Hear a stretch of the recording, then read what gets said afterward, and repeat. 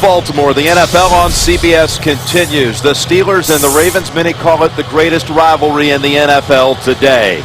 Houston and New England have already clinched postseason berths today. The Ravens could join them with a victory here this afternoon. Hello, friends. Jim Nance and Phil Simms here in Baltimore. And again, we're going to see the Steelers needing to stay in there today if they can without Roethlisberger for the third straight week. Yeah, Charlie Batts going to make his second start. He did not play well last week. And the main reason is he just didn't throw the ball physically well. He said he had a good week of practice. The coaches agreed. I think he'll play much better here today than he did in Cleveland last week. Of course, the Steelers have lost the 2 games without him, as Jacoby Jones is ready and waiting for that kick. And this game broadcast in Spanish where available using the SAP button on your television. So Sweezum will be sending it down to the Ravens. Pittsburgh won the coin toss but elects to take the football in the third quarter. And Squibber gets past Jones, so he'll just take the knee. And we'll bring out Flacco and company to the 20-yard line. Joe Flacco, he's had good success against the Steelers. Won his last 3 starts, and already there's a skirmish on the field here. We haven't even had our first snap, and they're already tempers flaring out here. No surprise, really, Phil. Well, they haven't seen each other in 2 weeks, yeah, so you just want to get reacquainted, say hi, hey, how you been?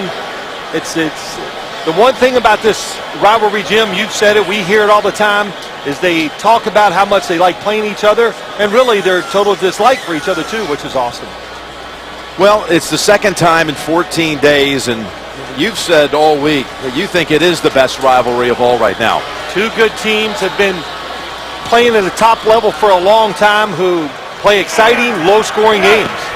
So Flacco is going to come out throwing on first down and on target to Bolden, and look at Leach come in and put a little hit on Worlds, and that's a gain of 11. Here is the offensive line for Flacco, and check it out, Burke giving them great consistency at center. Osimile on the right side, the rookie, and then you've got Rice coming off that epic 4th and 29 screen pass conversion, and the Ravens' victory last week at San Diego has been the talk of the town this week, as they were able now to come back from 13-3 down in the 4th to win it in overtime. And Flacco likes the long ball here. He's got a man there, and it is incomplete. It was Torrey Smith who had his hands on it for a moment, and Ike Taylor got in there to help knock it loose. They say, the Baltimore Ravens on offense, we got to throw the football deep to let them know that we're going to try it. You don't always have to complete it. Torrey Smith did a good job, tries to go up and catch it with his body, and at the last second, Jim, it looks like Ike Taylor did. He got his left hand in there and flipped the football out. And Roethlisberger was hit after he threw it as Ike Taylor comes out. Flacco was hit by Polamalu, who's back after 9 consecutive missed games with that calf injury. 9 overall, actually, on the season, inactive. And here's Flacco going again, and he goes right back to Smith on the little slant in front of Lewis. And again, words exchanged after the 12-yard pickup. His Pittsburgh defense is #1 in the league and #1 against everybody when it comes to pass defense. Kiesel up front having a good year. We've already mentioned World's name. He is starting to step up big time. And the return of Polamalu, who played week 1 against Denver, and just a partial performance week 4 against Philadelphia. 4th play, 4th throw, and this one's incomplete. A little too steep for Anquan Bolden. So back to Joe Flacco, and now he's had quite a year, and some you would say even quietly the way he's gone about it, Phil. Well, that's the way he does it. He is quiet about it, doesn't really talk about himself much. I think when you watch this game today, the Steelers know that Joe Flacco, probably more than any quarterback in the NFL, likes to throw the football towards the sidelines.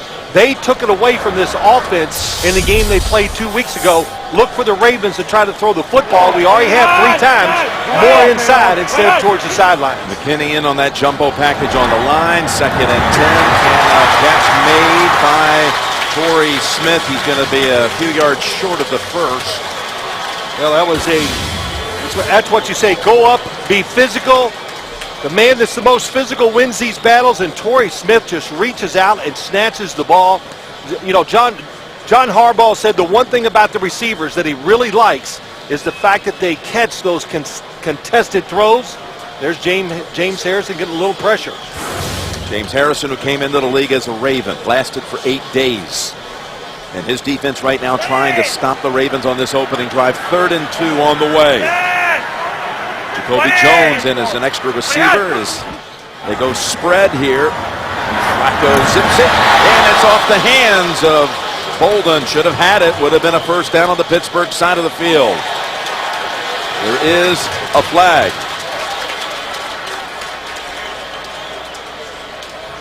Curtis Brown was defending.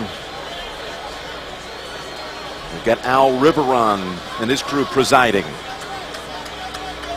After the play was over, personal foul, unnecessary roughness, number 74 offense, 15-yard penalty.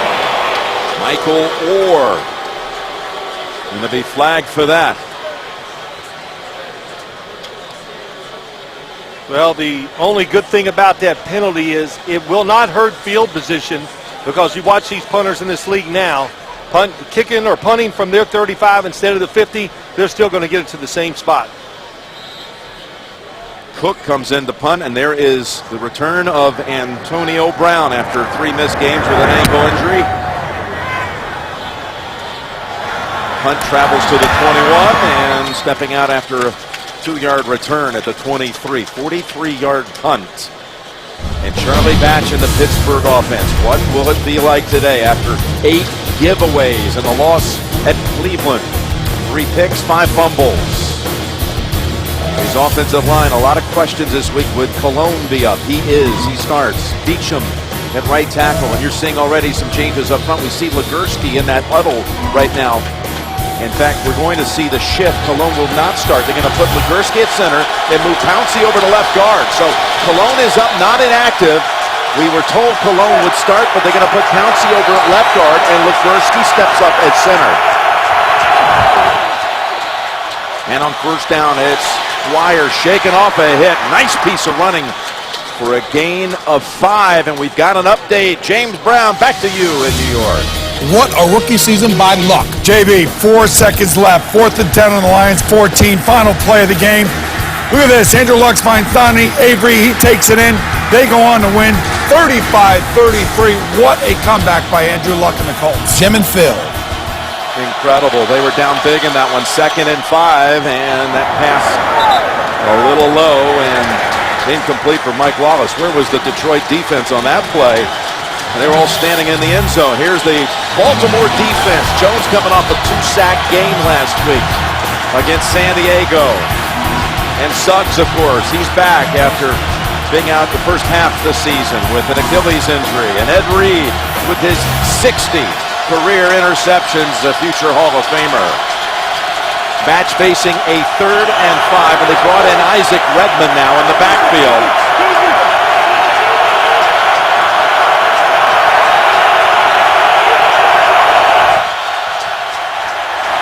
Back with time, and he gets the completion to Sanders for the first down. And as Emmanuel Sanders been stepping up lately, and it's a gain of 12. He sure has. Emmanuel, first off, the pass protection is awesome. Gives Charlie Batch that extra time to throw the football. He looked to his left, nobody open, but Sanders contested over the middle by Graham, makes the catch, and Sanders, Jim, has been playing with enthusiasm, some toughness. He's brought some life to this Pittsburgh offense. By the way, Batch was hit low after he released it, and he hobbled around and limped right back to the huddle, but stays in on first down from the 41. It's Dwyer. And again, he is going to make him work hard to bring him down, and he picks up 4. Jonathan Dwyer stepping up as the starter. And speaking of starters, Charlie Batch's 11th year at Pittsburgh, his hometown, and it's his 9th start as a Steeler in 11 years. Yeah, and you know, he has done well when he's come in and relieved for Ben Roethlisberger. You remember a couple years ago when Roethlisberger set out those first games, they had a chance to go 4-0. They lost a tough game, but Charlie Batch knows what he did last week. We could see the resolve in his eyes last night. He's a proud pro athlete. That's why I keep thinking he's going to play well. 2nd and 6, and Dwyer is about a yard, maybe 2, short of the first. Give him 4 more. Jonathan Dwyer, third year back from Georgia Tech, and they have sat down today Rashard Mendenhall, a non-injury inactive.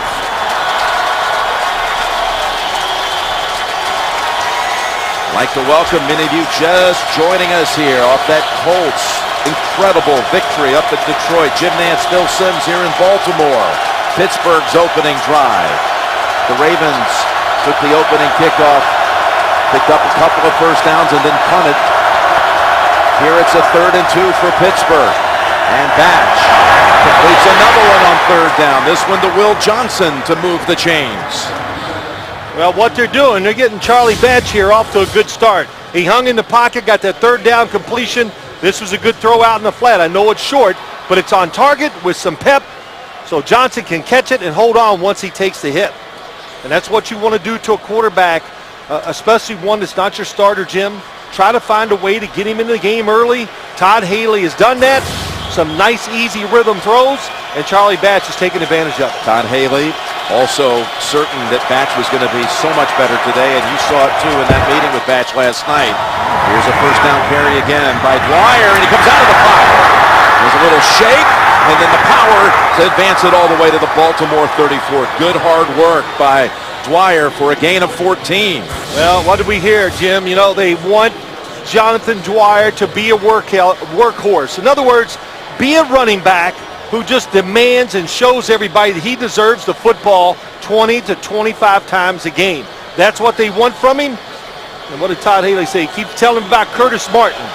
You know, you don't get tired out there, you don't get hurt, you just keep playing, because that's what Curtis Martin used to do for the Jets. And play hurt as well was his point with Martin. He's a little nicked up, staying there. He wants that workhorse mentality. 1st and 10, and they're in on Dwyer this time quickly and not letting him get away. That was Suggs in the backfield on a loss of 3.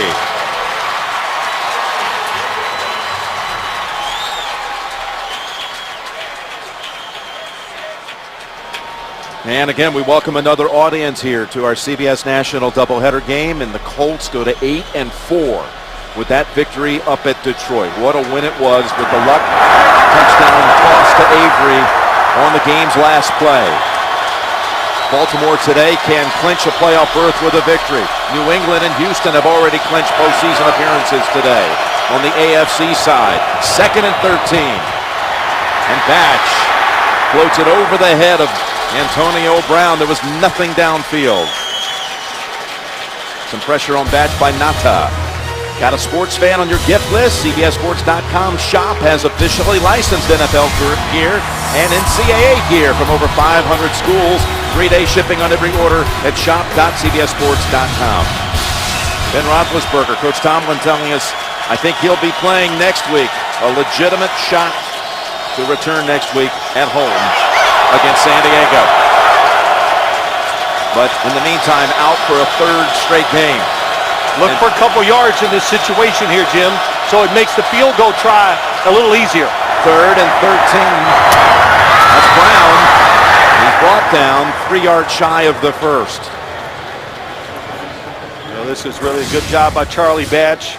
Understand the situation. If you get a field goal try, if you make it in this opening drive, it'll give a lot of confidence to this Pittsburgh offense, for Charlie Batch making his 2nd start, and for the team, which they needed after the last 2 games that we have seen how their offense has played. Of course, 7 of the last 8 meetings between these two have been, in the end, settled by 3 points or less. Everything's important, including Sweezum here. From 46, and it's good. Sean Sweezum now 22 of 23 on the year. Butler spins it around for him, and Sweezum delivers it right down the middle. What do you make of that opening drive by the Steelers? Well, it was everything they wanted. It was tough. They ran the football. Jonathan Dwyer got some extra yards. Charlie Batch, that first 3rd down completion, gave him some confidence and rhythm.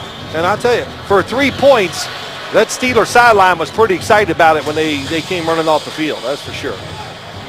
Jacoby Jones has returned 2 kicks this year for touchdowns, plus the punt return against the Steelers for a score. And finally gets the handle here and is dragged down at the 18-yard line by Curtis Brown. Baltimore down 3-0. Jim Nance along with Phil Simms here in Baltimore. Where the Steelers put together a drive that leads to a 46-yard field goal by Sweesom, and now we'll see the Ravens for the second time. This is their first running play of the game, and Rice is in that pile for a gain of about 4. Their first series, they had 6 snaps, 6 throws.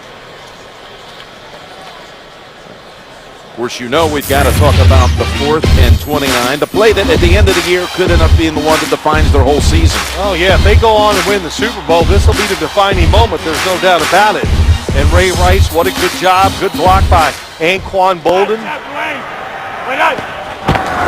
Second and 6, and here is Rice. And he spins right at the first down yardage. Looks to be enough for a first. When we talked to Joe Flacco about it, he said, you know, there's a lot of luck involved in that, too. Oh, yeah, of course. 4th and 29, Jim. But Joe Flacco looked down the field. He kind of went through the play with us. And he said, yeah, it's luck. And Ray Rice bailed me out because everybody expects you just to throw it down in the pack of a bunch of people. But once he got pressured and started drifting backwards, then he had no choice to dump it off to Ray Rice. And the rest we've seen, I guess I saw that play at least 50 times on TV during the week because it was spectacular. And he did a little Ray Rice up the middle, made it even better. Yeah, and Rice off the first down, sets up this throw, and it's incomplete. Trying to lead Anquan Boldin across the middle. By the way, we saw Ike Taylor of the Steelers shaken up on the last defensive series.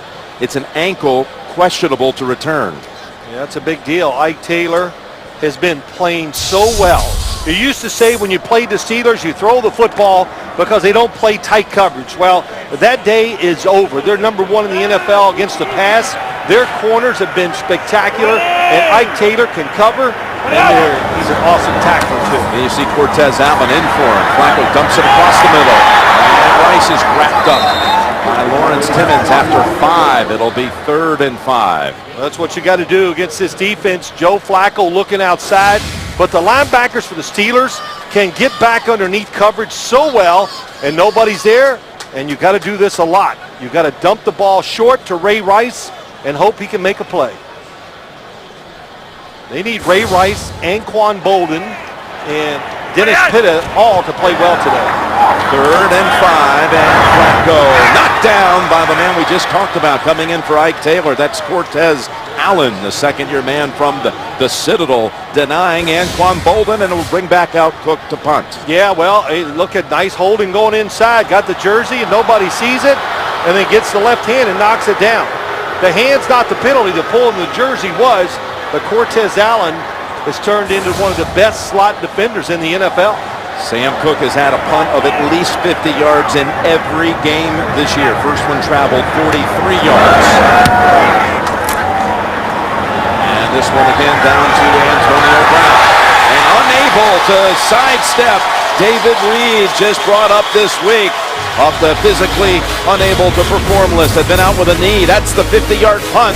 Yet another one in a game this year. And the Steelers are backed inside the 20. So Charlie Batch, after getting a lot of individual work this week with the wide receivers, especially Antonio Brown, getting those starter reps in practice. Yeah, it helps. You know, why do we always expect backups? They got to come in and play great. And if they don't, they just get barraged by criticism. I understand criticism comes, but he hasn't been under the center and taken any reps until last week all year. Throwing on first down. And dumping it off Dwyer. Dwyer fights for that 1 yard, but Pollard never letting go of him.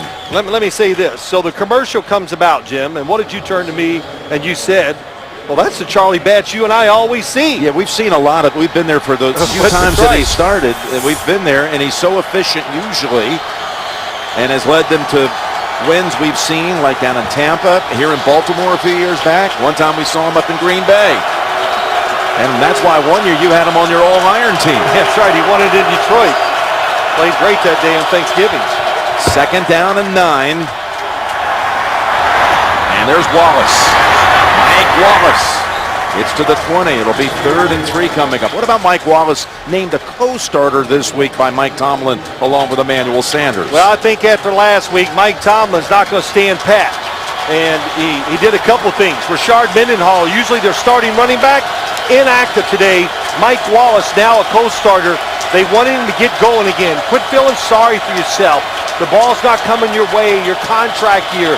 There's a lot going on, but you just got to play. And you got to give off better body language, too. So catching the ball here early in the game could help Mike Wallace a lot. You saw that little tap on the helmet by Tomlin to Wallace, who's not in here, 3rd and 3.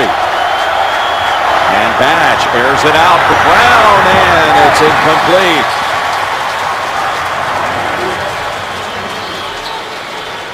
Trying to hit Antonio Brown. Yeah, Baltimore is taking the underneath routes and trying to shut them out. And what a recovery by Corey Graham. Gets all the way over there. And even if the football is right on target, he's going to knock it down. Good catch by Charlie Batch there. Drew Butler, rookie out of Georgia.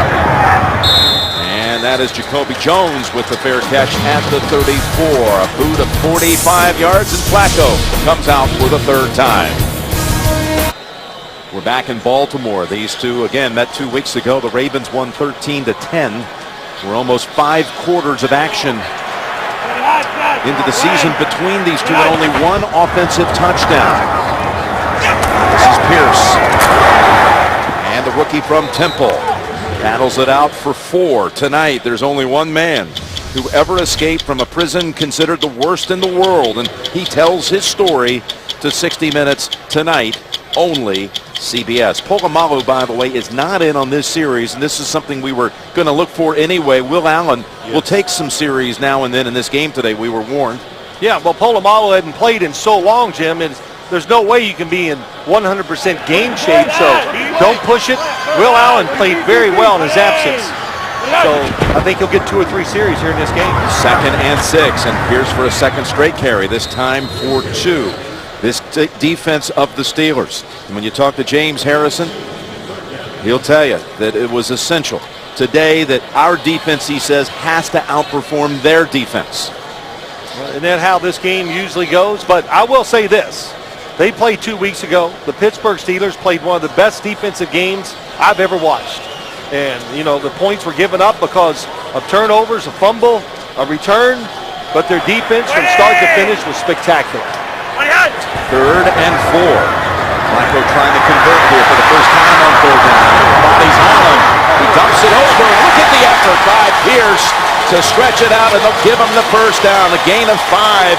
He had Ryan Clark on him, but he knew he needed to stretch it out to pick up the first, and he does. Yeah, how about that? Joe Flacco really under pressure. Somebody's got him around the waist, holding him, but Joe Flacco, 6'6", can stand in the pocket and still get it done. It's worlds on him here, Phil. Yep. How about that? Doesn't take his eyes off and really doesn't even move him. And Joe, I mean, Jim, we don't even have to talk about it. He has the arm strength to throw it to the sidelines, even with a defender on. Polamalu back in, 1st down.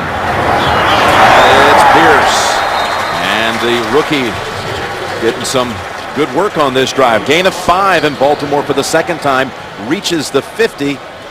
Still looking for that first snap on the Steelers side of the field. Well, you know, they needed a running back in here to spell Ray Rice, so they drafted Pierce from Temple in the 3rd round, and I think he's delivered. He shows, and anytime for rookies, no matter what the position, even at running back, it takes a while to learn to be an NFL runner, how to change your thought process, and Pierce has done a good job of that. Doesn't look for the big carries, just powers for those extra couple yards. 2nd down and 5, and a diving grab this time by Bolden. He had a drop on the first drive of the game, but makes the tough catch here for 6 and a first. This is going to show you why they have to throw the football inside some. Watch James Harrison comes out. Oh my, and he just misses it, and Joe Flacco sees it. Makes a terrific throw and a terrific catch by Anquan Bolden. But these Steeler linebackers can get outside to the sideline like it's nothing. They do it well, and it really hurt the passing game of the Ravens in their encounter 2 weeks ago.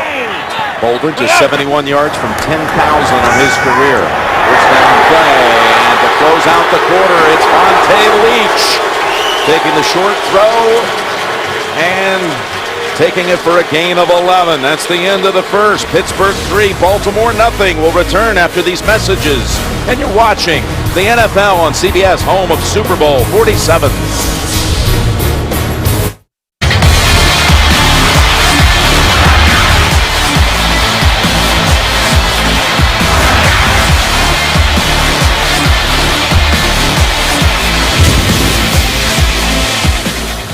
All right, the Ravens are moving it here. They've won 4 straight overall. They're 9-2 on the year. Never has this franchise been 10-2. A victory today, they're in the playoffs. A win and a loss by Cincinnati out of San Diego. They take the division. It's Rice right into Worlds, and that picks up 2. So Rice gets a little spell at the end of the first quarter. Pierce plays well, and now Rice back in. Look at Casey Hampton. Here he is on this side, and then the Baltimore Ravens run the opposite side. When they played 2 weeks ago, they were always running into that tilted nose, and it was giving them a lot of problems. And Vontae Leach against Troy Polamalu. Jim, what did I tell you about Vontae Leach? If he's not the best blocking fullback in the NFL, he's got who is. Second down and 8. There is Leach with a second catch, as he's now helped move it down the field. I know one thing you did say is that when it's a running play and he's coming after you, you just don't like the sight of Leach bearing down on you. Well, I've seen some all-pro linebackers and players in the league shy away from getting hit. First off, look at him. You can't believe he's a running back. He could be a guard. Catches the football pretty well. That's Jason Worlds. Boy, it's 2 big men hitting each other there, no doubt. Third down and 3. And Flacco pass. Oh, he had an open man. He had Smith. He had Torrey Smith. Well, he did, but I think he rushed the throw. There's no doubt about it. I was watching Torrey Smith to the outside. The throw was high, but Joe Flacco felt pressure coming and tried to protect himself. When he did it, that's why the football sailed high. And Curtis Brown got a little shot on him cleanly off the incompletion. That brings out the rookie from Texas, Justin Tucker, for a 45-yard field goal to match the Sweezum field goal in the first quarter. High snap, good job getting it down, and it is good. Hook handled the snap from Morgan Cox. Flacco takes him down for the tying field goal.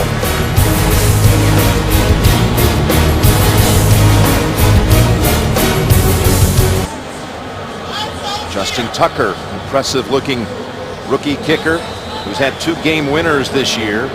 Beat out Billy Cundiff in camp to take the job, and you like what you see out of him. Well, so do the Ravens. So does John Harbaugh. What they like, and you'd like this always out of your field goal kicker, he kicks it really straight. All doesn't curve when he kicks it up in the air. And Rainey watches that bounce by out to the 20. Nobody knows the game like a quarterback. Break down all the NFL action on NFL Monday QB tomorrow, 6:30 Eastern, only on CBS Sports Network. 24-hour home of CBS Sports. Steelers have to be a little bit relieved after the 8 giveaways at Cleveland in the loss against the Browns last Sunday. No giveaways in that first quarter. Batch and company running efficiently so far. Yeah, so far. I mean, last week it was penalties that brought back big passes, and of course the fumbles, which were just inexcusable because not good carriage of the football, having the football in the wrong hand, that's why they lost. It's Redmond. And spins a couple of times to earn 1. And that was a good example there, Jim. As Mike Tomlin said, you got to know they have different areas of the field. When they're backed up at all, it's put both arms around it. We cradle the football. Don't put it in one arm. You turn it over at this part of the field, that's how you lose. And you don't carry the football, he implored his team, with the inside arm. They had it positioned wrong a couple of times, and that really frustrated the coach. Second down and 9. Redmond, he this time cradles it with both hands. He's got the death grip on it. Yes, he did. The 8 giveaways, the most by any NFL team since 2001. You think about it, they had 12 giveaways through the first 11 weeks and then 8 in 1 week. And Redmond, he knows. Yeah, look at that. You cough it up, you're not coming back out here today. Both ends of the football are covered. That's how you want it. A lot of traffic in there, especially with a defense like the Ravens. 3rd and 4. Miller, who has not caught a pass yet, shifts to that right side. Backs may be looking for him. Nothing there. Now, closing in on him, and they sack him at the 23. Paul Kruger, who has come on big time this last month, has a sack now for the 4th consecutive game. Well, he's relentless. Look at it. He's getting double teamed, but he is relentless. And no matter what the situation, he's brought somebody that can beat one-on-one offensive linemen in passing situations. And Paul Kruger, one of the big surprises, I think, for this Ravens defense. Oh, almost got to it. It was tipped. It was McClellan who I believe got a hand on it.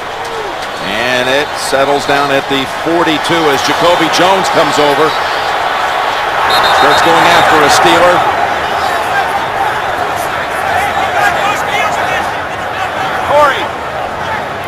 Drew Butler had a hard time getting a firm hold of that one. Here's the sack. Kruger has been starring since Lewis has been out. Ravens take over at the 42. A game like this, field position is so crucial, and Mike Tomlin thought that the Ravens got the better of it in the kicking game in the first matchup at Pittsburgh. Well, so far they've done it today here. They got a finger on that last punt. They're lucky, the Steelers are, that when it's hard to do. Rice. And he's got 9, maybe 10, running behind Vontae Leach. It's interesting, the punt by Butler, he thought it was blocked, and actually was slightly deflected by just a finger, by a pinky, by McClellan. Yeah, McClellan gets his fingertip on it, and you'll be able to see it clearly. Watch his left fingertip. Oh, boy, his left pinky finger. Traveled 35 yards in the end. And there's Butler, the son of the former great kicker of the Super Bowl champion Chicago Bears of yesteryear, Kevin Butler.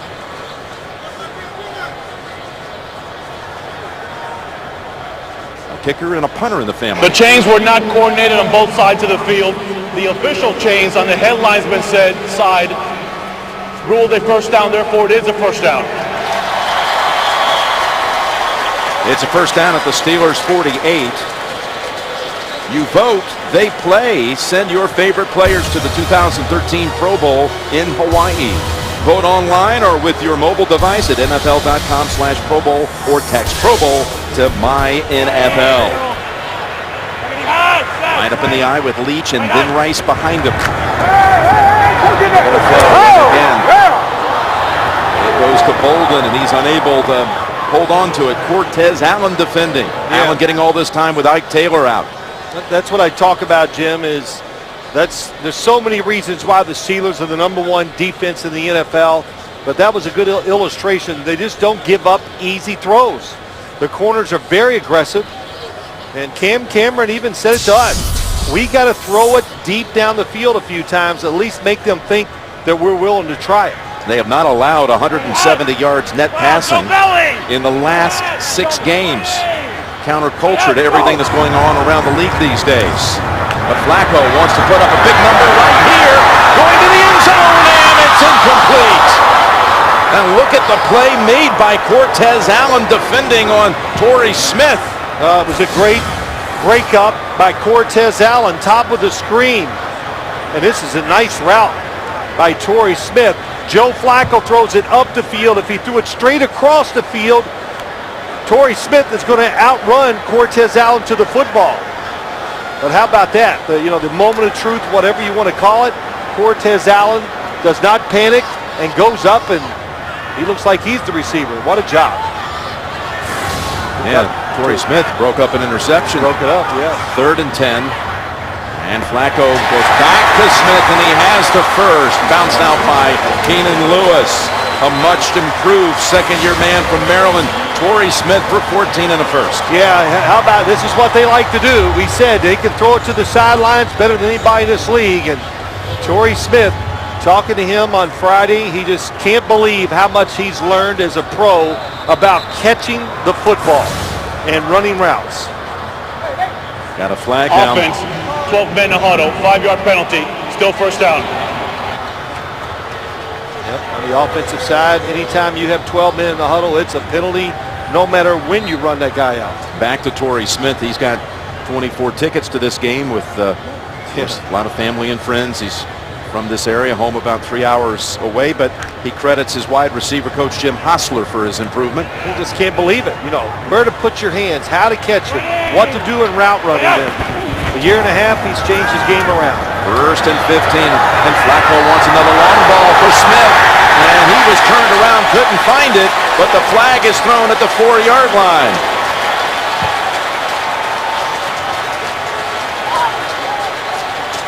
He was being pushed by Cortez Allen.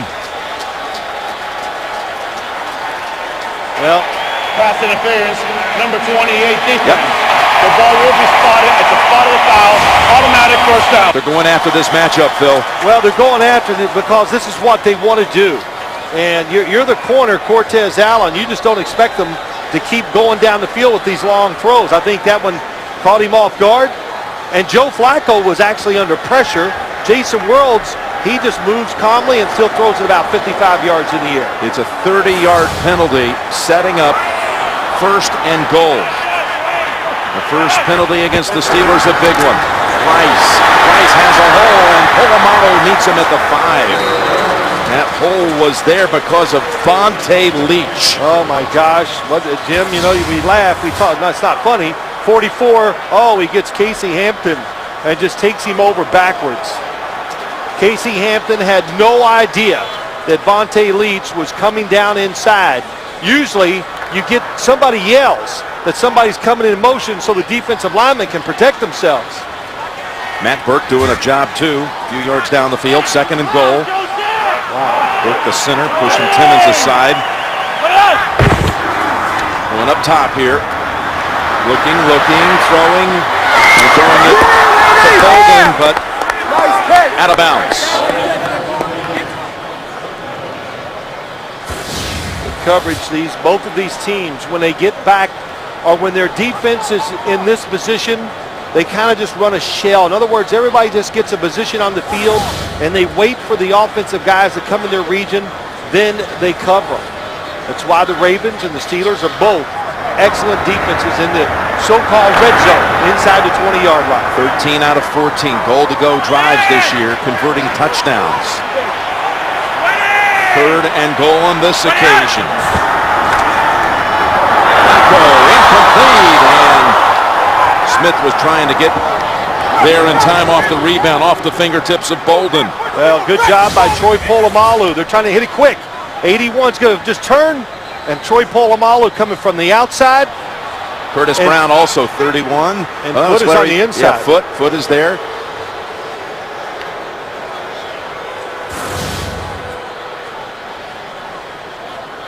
So Tucker from 23.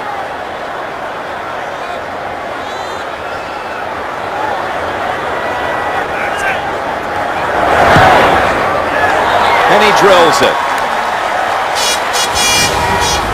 So they had goal to go just inside the 10. Foot defends it. And the field goal puts the Ravens up 3. Ike Taylor was injured on the first series of the game. We were told ankle sprain questionable. Now getting iced. And after an opening drive field goal by the Steelers, they've had a pair of 3 and outs. Meanwhile, the Ravens kicked a couple of field goals. Take the lead for the first time. Tucker drills it through the back. Hey, the AFC playoff picture. Houston wins again today, maintaining pole position. They have not clinched in division, but Houston clinched a playoff berth with its victory today at Tennessee. And New England won the AFC East with its victory down in Miami. Baltimore currently sitting in the 2 spot and would also clinch a playoff berth with a victory. Would take the division with a win and a Cincinnati loss at San Diego. The Chargers currently leading the Beagles off a pick 6 off Andy Dalton. Mario Williams.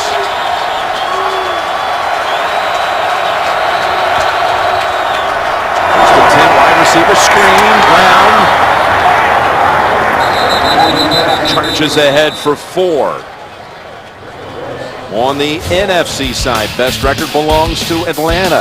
The 49ers fell today in overtime to the St. Louis Rams. Zerline, their great young kicker, kicking a couple of long ones to win that one. Green Bay with a victory today over Minnesota. Chicago fell to Seattle in overtime.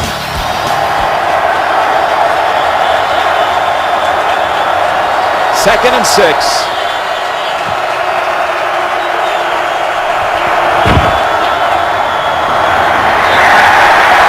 That's Pollard coming up to make this quick stick on Dwyer, holding him to 1.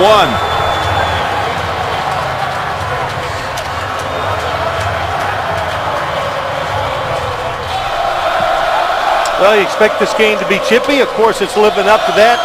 And Pollard, that kind of shows you what they think. They're going to crowd the line of scrimmage. They're not too worried about the passing game of the Steelers, and it's going to make it difficult to run the football, no doubt. An unblocked guy. That time Pollard was trying to be blocked, but he was just too fast. Third and 5. And Batch. Trying to find Brown, wouldn't have been anywhere close to the first anyway. Ed Reed was right there with him, incomplete. Well, good protection for Charlie Batch, but there's nowhere to throw it. Everybody covered down the field. Ed Reed is all over Antonio Brown, and Charlie Batch to it the only place he could. Near the ground and incomplete. So that's now 3 straight 3-and-outs for Pittsburgh. And Butler this time with a little pressure coming up the middle from McLean, gets the boot away, and the fair catch by Jacoby Jones. Bodies tangled again. We got a flag down. 46-yard punt.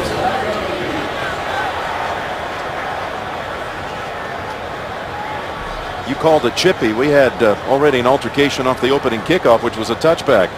That's how chippy it's been. That's right. You know? Holding number 50, the receiving team. 10 yards from the fair catch. First down. See, it's the only word I could say, Jim, on TV. I got other words for it.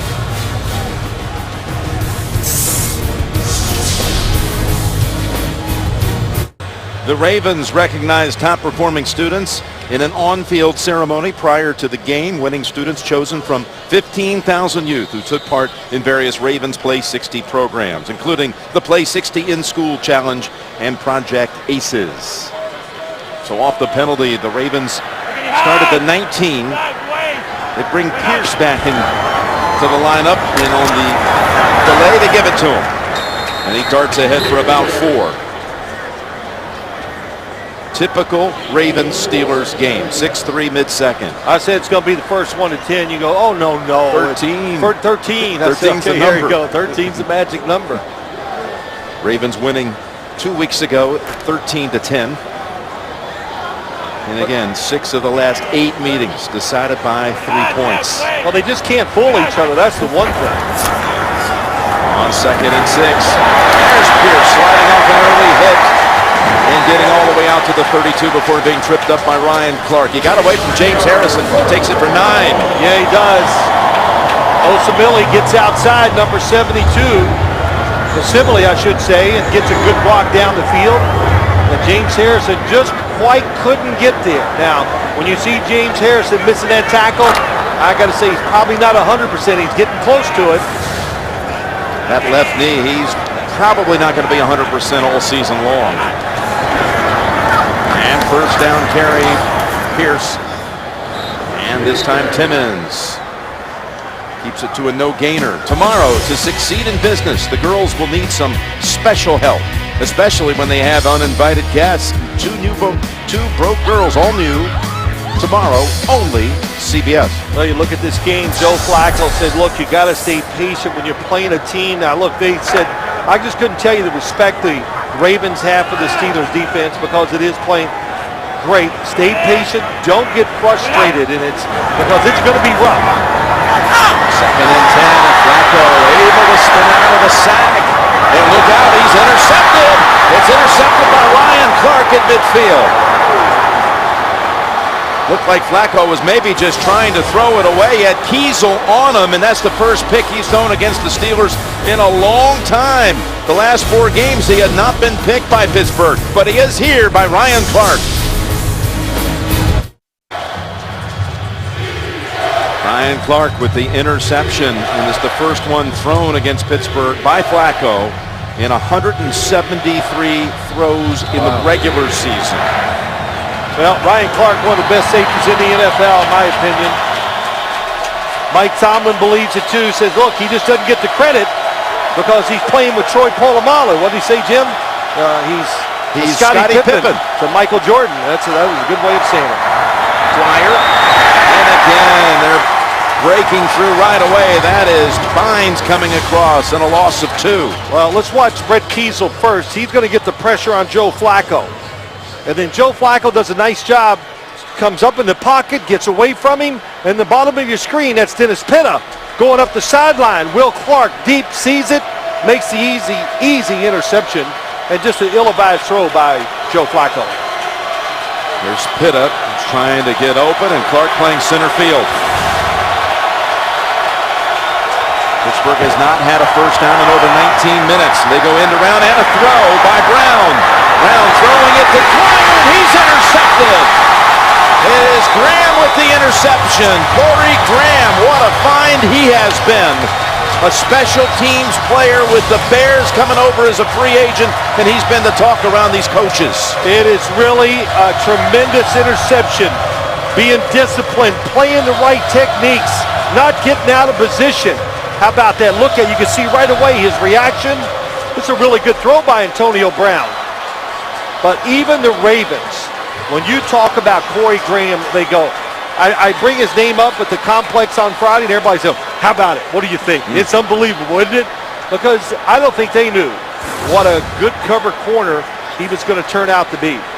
That's his second interception of the season. Again, his first season in Baltimore. We've had 2 turnovers in a 47-second stretch. From the 31, Rice diving ahead for a couple, and it was Hampton who was there. Well, Jim, let's just go back to the Ravens defense just for a second. You lose Ladarius Webb, Jimmy Smith, your first-round draft pick for last year. You got to think, oh boy, we're in trouble now in the secondary, and it's not the case. Corey Graham has come through for him and played great, and Kerry Williams, the other corner's playing very well. Where's Pollard and Reed? Great pair of safeties too. Second down and 8. And that's put on the back of Rice. Gain of 3. 3rd and 5. Just look at this graphic. The first 7 games, look at the numbers, and look what they've done the last 4. The number changes are startling because after a bye, after that bad loss down in Houston, they came back, redefined the positions for the players. They simplified their defense a little bit, and what a difference how they're playing. Yeah, they're 4-0 out of that bye, and they've given up 4 touchdowns in those 4 games. That's it. Call it 3rd and 3 here as Flacco fires it incomplete, but a flag is out. He was going to Bolden, and Lewis, they say, was a little early. I don't think it's over there. I think it's somebody else, Jim. Yeah, now that I'm looking, it's in the middle of the field. Holding, number 23, defense, 5-yard penalty, automatic first down. I was going to say, I don't see any receivers in the middle of the field. Right there in the inside receiver, Anquan Bolden, so big and strong. Well, that's pretty close. I mean, it's tight. They called it tight. You're allowed to have contact with that receiver up to 5 yards. And, you know, I'm not going to say it's a good call or bad call because they're on the field. They have a different feel for it. But you've got to give defenses a chance. You just can't have everything. You can't have everything for the receiver. Tomlin saying that's a bad call. Here's Flacco down the field. And Broadcast. Bolden has it at the 29-yard line and very nearly sidestepped the second defender, and then it would have been all the way. But it goes for 31. Up top of the screen, Cortez Allen right in position, but the underthrow, it's just a nightmare for defensive backs. The underthrow footballs. And Joe Flacco throws it perfectly, and Anquan Bolden is a big, tough, has hands like vice grips, and just can catch the ball when there's people all over him. That's the first play of the game. 20 yards, and they get right to 31 down the field. Bolden, and he has it. It looks like a touchdown between Flacco and Bolden last year, week 1 against the Steelers on the opening drive of the season that went for 27 yards and a touchdown. Almost identical. This was 28 yards. Look how this football is just dropped right down in there.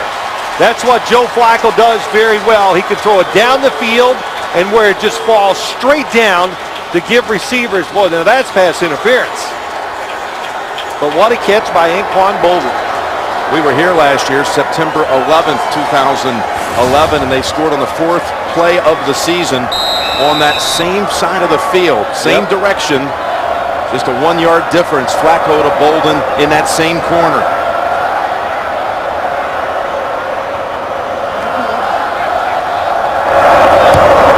Extra point by Tucker.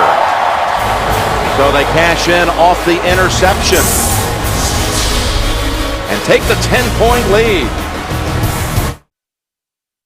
7 consecutive home games, and he finds Bolden for the score from 28 yards out. You know, I like when we were here last year for that opening game, the Green Bay Packers had just beaten the New Orleans Saints in the opening game on a Thursday last year. Right. And John Harbaugh said that during that game, he sent a text message to Joe Flacco because he was talking about Aaron Rodgers, all those back shoulder throws. That's what I want us to do. Yeah. And I couldn't wait to see him yesterday. And I went in there and saw him. I said, hey, have y'all mastered that back shoulder throw yet? And he started laughing. He goes, yeah, we're getting pretty good at it. So it's the first catch was the back shoulder throw. The second one was just a beautiful throw and catch by Joe Flacco and Anquan Bolden. Remember that meeting before the season opener last year with also talking about how the script is flipping in this series. We've won 3 straight, trying to make it 4 in a row as Rainey brings it out, and Rainey, who is second in the league in kickoff returns for rookies, has a nice return. I can see why. 39-yard run back here, Phil. Speed's a nice talent to have, isn't it? And he makes the first guy miss. They're coming down so fast. You want to redirect the returner. The Ravens did it, but the rest of the guys on the outside out of position or blocked. We got high hopes for Chris Rainey that he can be a good returner and find a spot on this offense too. Scored a touchdown last week out of the backfield right before the half against Cleveland. From the 40. 3 first downs, all coming on the first series. As Patch finds Will Johnson. Gain of 6. Coming up, Verizon Halftime Report. JB, Dan, Shannon Boomer, and Coach Cowher. All the latest scores and highlights coming up on the Verizon Halftime Report. Ike Taylor now in a boot. In a boot, yeah. I heard on the pregame show, Shannon and Coach Cowher talking about how they were the ones behind this rivalry getting started, intensifying as it is today, perhaps the best in the game. I'm not going to disagree with that, that's for sure.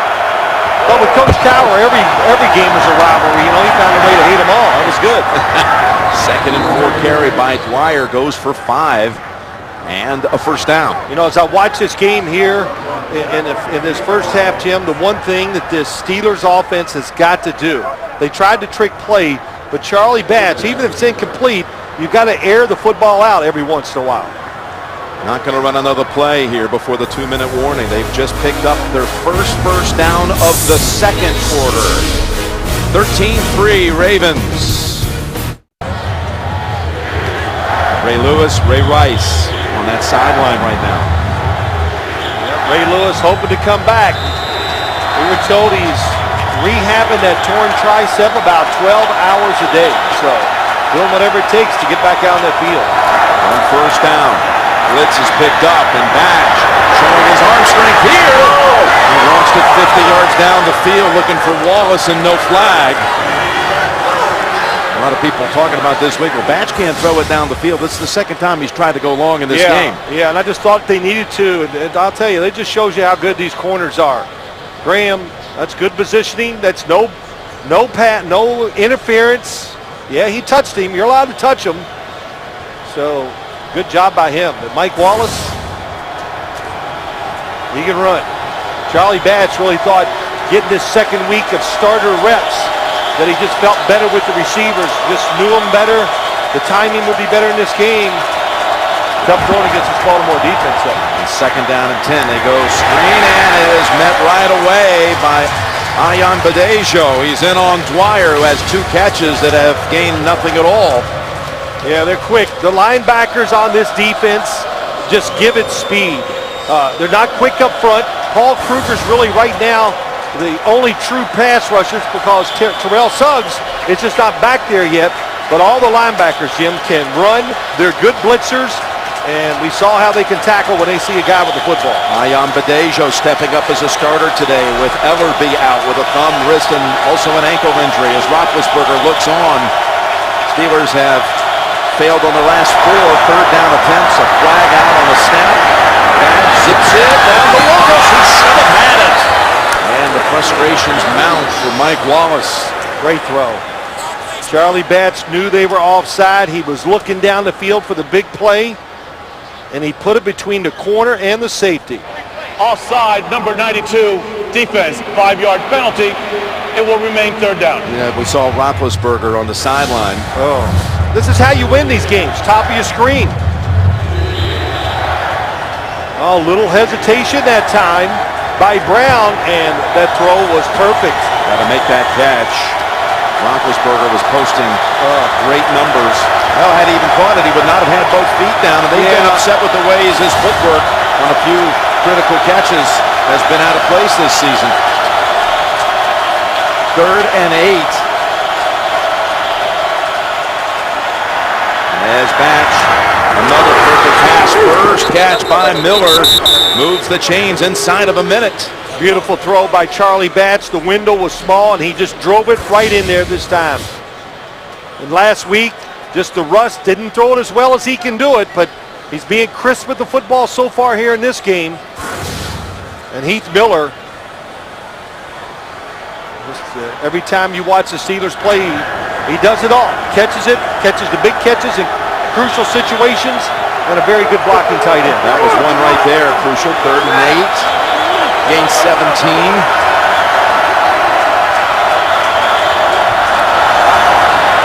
And back, waiting. And batted down, knocked down by Kerry Williams. Brown was the target. That's just great coverage. Kerry Williams, you know, sometimes you brag about these guys and you go, uh-oh. But Kerry Williams, watch as he comes across the middle against Antonio Brown. Just casually reaches up there with his right hand and knocks it down. Got to chase him across the field. Batch had time as Dwyer did a good job of picking up Kruger on a crash up the middle. 2nd down and 10, 51 seconds. All 3 timeouts, and Batch retrieves it. On the run to Miller. And Heath Miller plows inside the 25 to the 23, gain of 7. And a timeout by the Steelers. Trying to do something before the half, plus they'll be receiving the second half kick. All right, we're back here with a 3rd down and 3. As Lewis digging in from the sideline, shotgun. Batch talking about this, the loudest outdoor stadium in the league. And he's got all kinds of time to go to the end zone. And wide open was Mike Wallace. Mike Wallace is wide open, and Antonio Brown is sitting there still with his arms up. He was right over the middle of the football. They make a defensive error in the backfield. Nobody covers Mike Wallace once he goes down the field. Look at Antonio Brown right in the middle of the screen. Nobody covered him. Oh boy, the Ravens defense. Wide open. It lands right into a Parab Mike, right into the cone. 41 yards. Sweesum, man, has he been consistent this year. Only 1 miss all year. Now 23 of 24. And it's a 1-score game. Coming up, the Verizon halftime report. JB, Dan, Shannon, Boomer, and Coach Collar await. They're in the studio up in New York. Scores and highlights.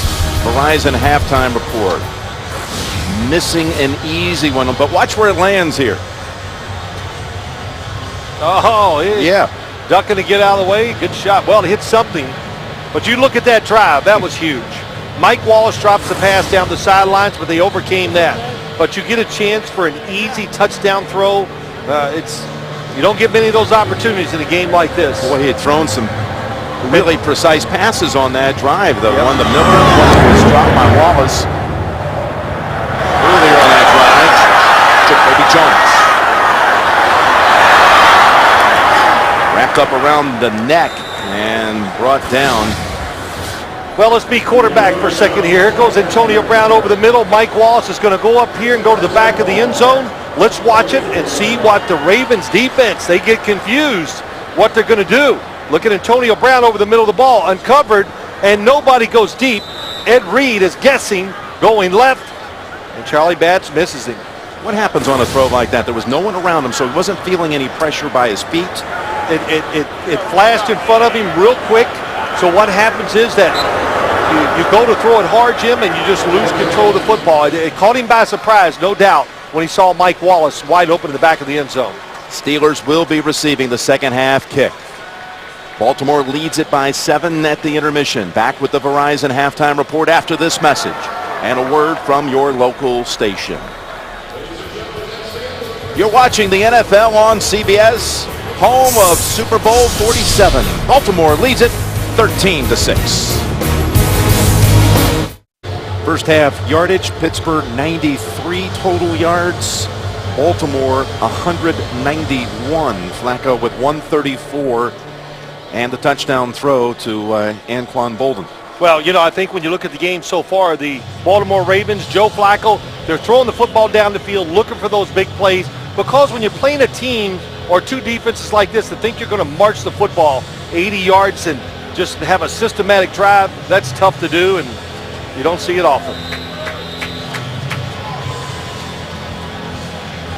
So the Steelers will be getting the football. They picked up only 5 first downs in that first half, but only down 1 score, down 7. As Tucker sends it down 2 hops, picked up Rainey. He dives underneath. The hit by Ihedibo. And a 20-yard run back.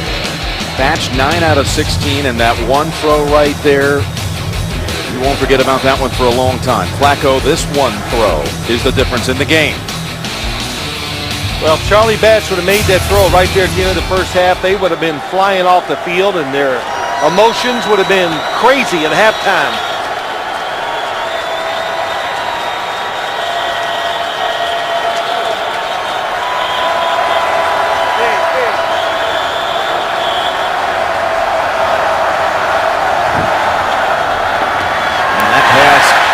Down at the line of scrimmage. Terrence Cody, the third-year man from Alabama. One thing both of these defensive lines do, both teams, they read the quarterback very well. They get their hands up and they knock a lot of passes down. It's a good job by Terrence Cody. High expectations for Cody, drafted in the second round back in 2010. Lined up right next to Olote Natal. One of the best in the game. Second down and 10. Pass gets over to Sanders, wrapped up by Williams and Graham. Third and short coming up, give him 7. Well, Charlie Batch actually gets, pauses before he throws it. Not sure he wants to, and holds it and just flicks it out there with his hand. Good throw, but boy, that's dangerous when you're a little off, your timing's off, or you're off balance, and you try to make those throws outside. You could end up in a bad situation. And it's starting to rain here a little bit. Had about a 40% chance of showers, and they just arrived here at the start of the third quarter. Redmond in the backfield on 3rd and 3, and he gets the call. Redmond decides to take it outside, then darts inside to pick up the first. Nice piece of running as got Pollard finally bringing him down, and Pouncey was one who helped spring him for 7 in the first. Yeah, how about that? Marquise Pouncey, 53, gets the double team, and what an athlete, gets up on the linebacker, Ian Badejo, and takes him to the ground. You know, let's talk about this a little bit. You got Legursky in there at center today, and Pouncey, usually the center moves to left guard. Well, Willie Colon beat up, his health is not 100%. Legursky is a very good backup center, so that's why they made the move. They think Marquise Pouncey, if he played guard, will be an all-pro. First and 10, hurdling, it's Dwyer for about a yard. Yeah, they were talking about Pouncey when they got a few looks at him in practice this week. Polling won a few plays in practice, and it was eye-opening. I've been watching for it the whole game, waiting to see him just run out there and hit somebody in space. Now, let's don't forget Doug Legursky, backup interior offensive lineman. You remember in the Super Bowl against Green Bay a couple years ago, he had to play for Marquise Pouncey, and he came through. And I thought he played very well in that game. So that's why they made the switch. Legursky's a better center than a guard. Second and 9.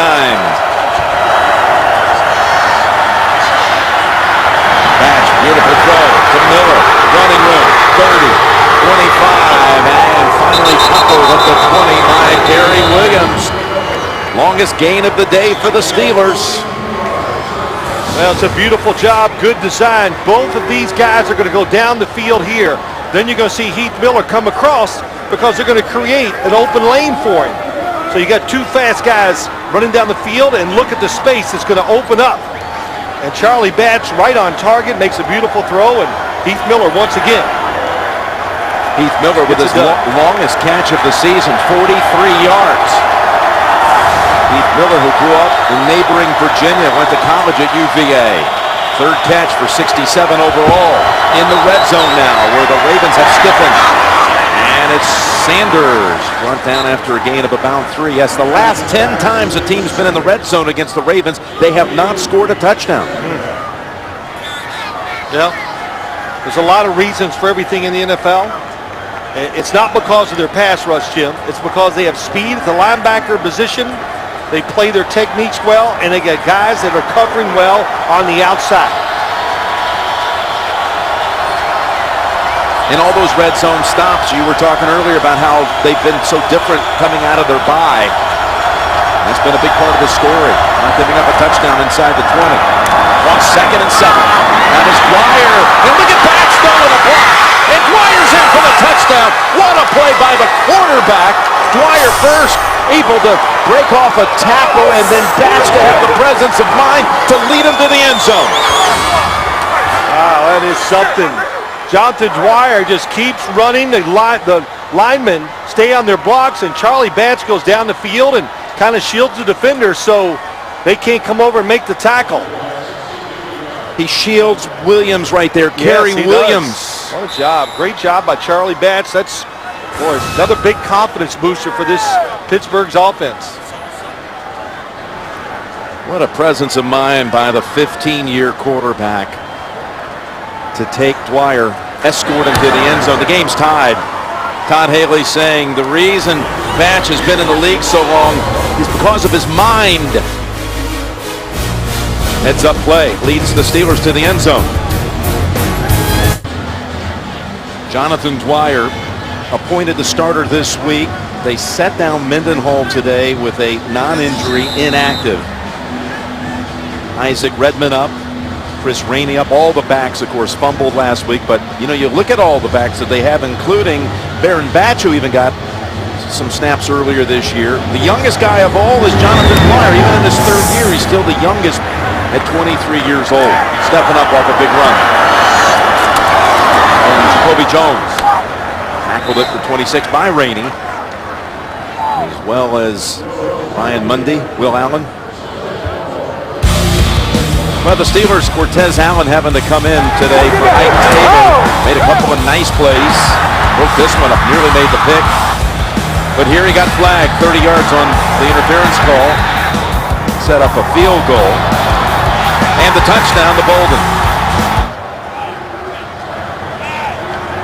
And we're told at halftime that Taylor, they saw him in a boot, so could deduce that anyway, but will not return with that ankle sprain. Says hello to James Harrison. And what a visit yesterday with James Harrison. Yeah, it was a lot of fun. Good spirit, huh? Yeah, he was in a rare mood, that is for sure. And he was just, I think he's just in good spirits because he feels like he's close and he can enjoy playing football again. You talked about his left knee, and we always ask him about his weightlifting because he is a huge weightlifter, and he's got Jason Worlds, number 93, kind of as his partner now. When you look at both of them, you go, yeah, I believe they lift some weights. 2nd and 9.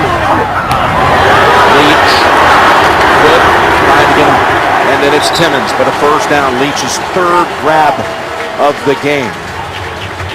Well, Vontae Leach, we talked about how he blocks and just can intimidate linebackers, but he's showing he can be a good outlet receiver and pretty nifty once as he catches it. So he doesn't always just try to run over everybody. He makes a miss every once in a while. 10 unanswered points by the Steelers in a 5-minute span to tie this game, and it's Rice into the back of McClendon, and Timmons is there as well for a loss of a yard. I think you look at it, Jim, you can see this Baltimore offense just has a better idea what to do today over the game they played 2 weeks ago. And when I watched that game, I went, my gosh, it's a miracle. Baltimore gained 200 yards. Joe Flacco made a couple off-balance throws getting out of the pocket. If they didn't have those plays, they wouldn't have gained 100. So, but a much better plan by Cam Cameron, and the players are responding and playing better. 2nd and 11. Rice almost able to snag it, but Worlds was right there influencing things. You were looking at Cam Cameron, and of course the first matchup, Polamalu was not dressed for that game, inactive for the Steelers. Cameron made sure that the young players for the Ravens knew all about Polamalu. He put a tape together, said just watch what he can do out there and beware. He really mixes things up. Well, when I was watching practice, we were there. Cam Cameron stood behind the defense that was going against his offense and was coaching Sean Constantine to play Troy Polamalu like, oh, do this. And I haven't seen a coach actually get in the defense, the offensive coach get on the defensive side and coach him up. Timeout called by Flacco. We've got a 3rd and 11 coming up out of the timeout. The game tied here in the 3rd. Back here in Baltimore, where the Ravens are trying to extend a win streak.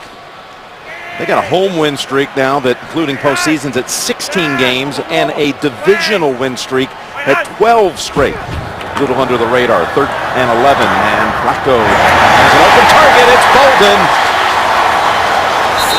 And there is a flag right at midfield, and it might be against Bolden.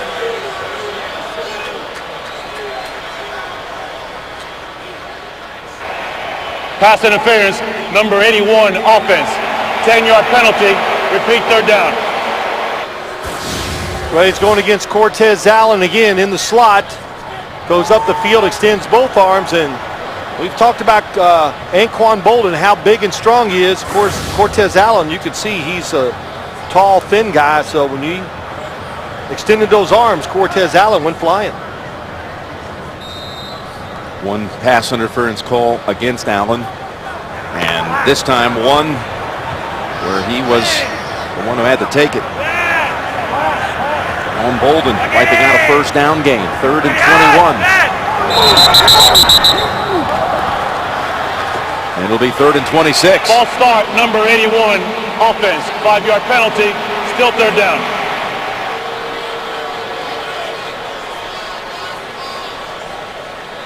Well, what happened here is Joe Flacco was trying to give him a hard count to see if he could get the defense to show their hand. In other words, is there going to be a blitz? And if it is, I can change protection. And when he made that inflection of his voice, Anquan Bolden took off.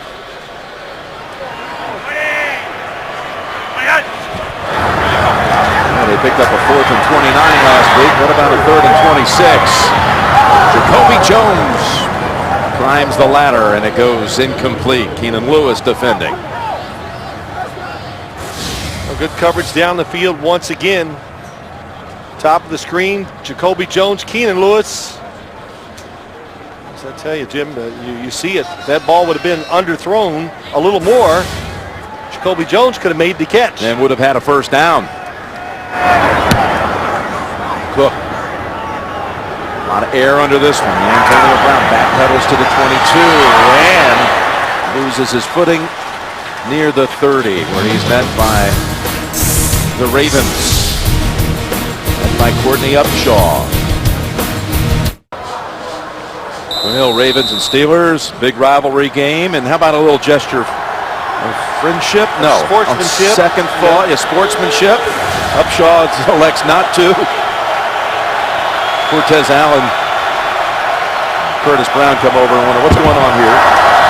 First and 10 as Batch gets away from the pressure for a moment, but the ball is out. I think it's going to be ruled an incompletion.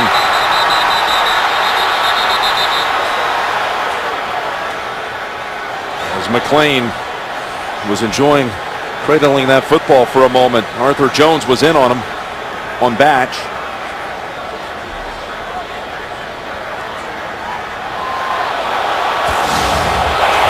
The ruling on the field is an incomplete pass. Second down.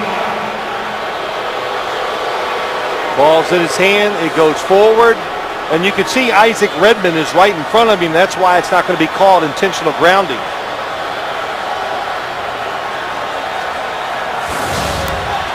Hey, overall today, Charlie Batch has had great pass protection. He's been sacked once. That was by Kruger. And there is a challenge flag out, which I don't think is winnable.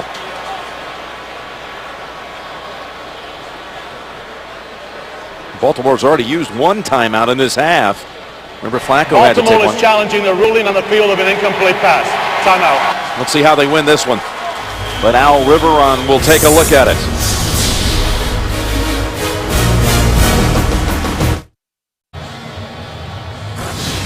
Well, the Ravens challenge. Jones was coming in on Batch. Kay Moyatu, whose brother Chris used to play for the Steelers. And it looks clearly like an incomplete pass. I thought maybe at first they're challenging that he was down for a sack. The ruling on the field is confirmed. It is an incomplete pass. The passer's arm was going forward. Second down. Baltimore will be charged with a timeout, and that's also the first challenge. Well, you really know there's, did you hear the crowd? They didn't even disapprove, so you know it was a clear cut. Actually, I can barely hear the crowd this whole second half. And again, it's a raucous sight, usually. Yes. But it's not at the moment. Well, you got to give them something to cheer about, Jim. Pittsburgh has the momentum. Coming back from 13-3 down in the second. Second down and 10. Ravens left with one timeout after losing the challenge. And there's that Baltimore defense. Jameel McLean backs him up a yard. Get coverage of every game while on the go this holiday season with NFL Mobile. Watch every touchdown from Sunday afternoon games with NFL Red Zone. $5 a month. Call ** NFL to download or go to NFL.com/mobile. And McLean doing his best to get this crowd going.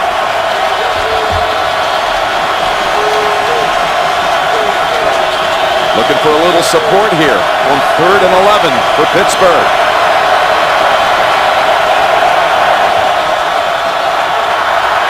Batch. Open. It's Sanders, and he lost the ball. He had an open field ahead of him, and it squirts into the hands of the Ravens. He was shocked. It was wide open. He might have taken it the distance with his speed. Recovered by who else? Ed Reed. Emmanuel Sanders slashed across the middle. It's the blitz. It's picked up. What a job by the offensive line. It is a completion. He had control after the catch, and he trying to switch arms. Jim, I think that's why the football got away from him. That's exactly right. It's the whole thing they were talking about off the 5 fumbles last week. Have the football in the correct arm, and he was trying to get it to the outside away from that closest defender, Kerry Williams, and it slipped on the transfer.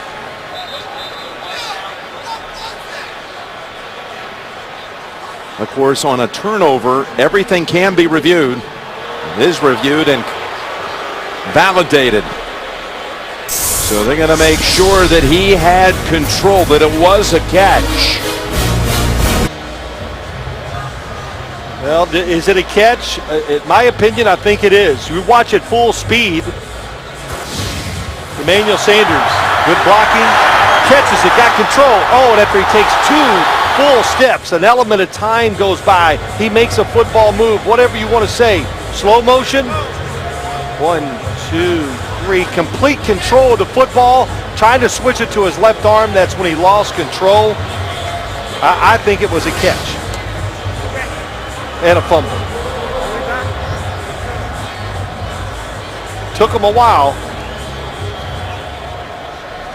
The ruling on the field is confirmed. There was a reception.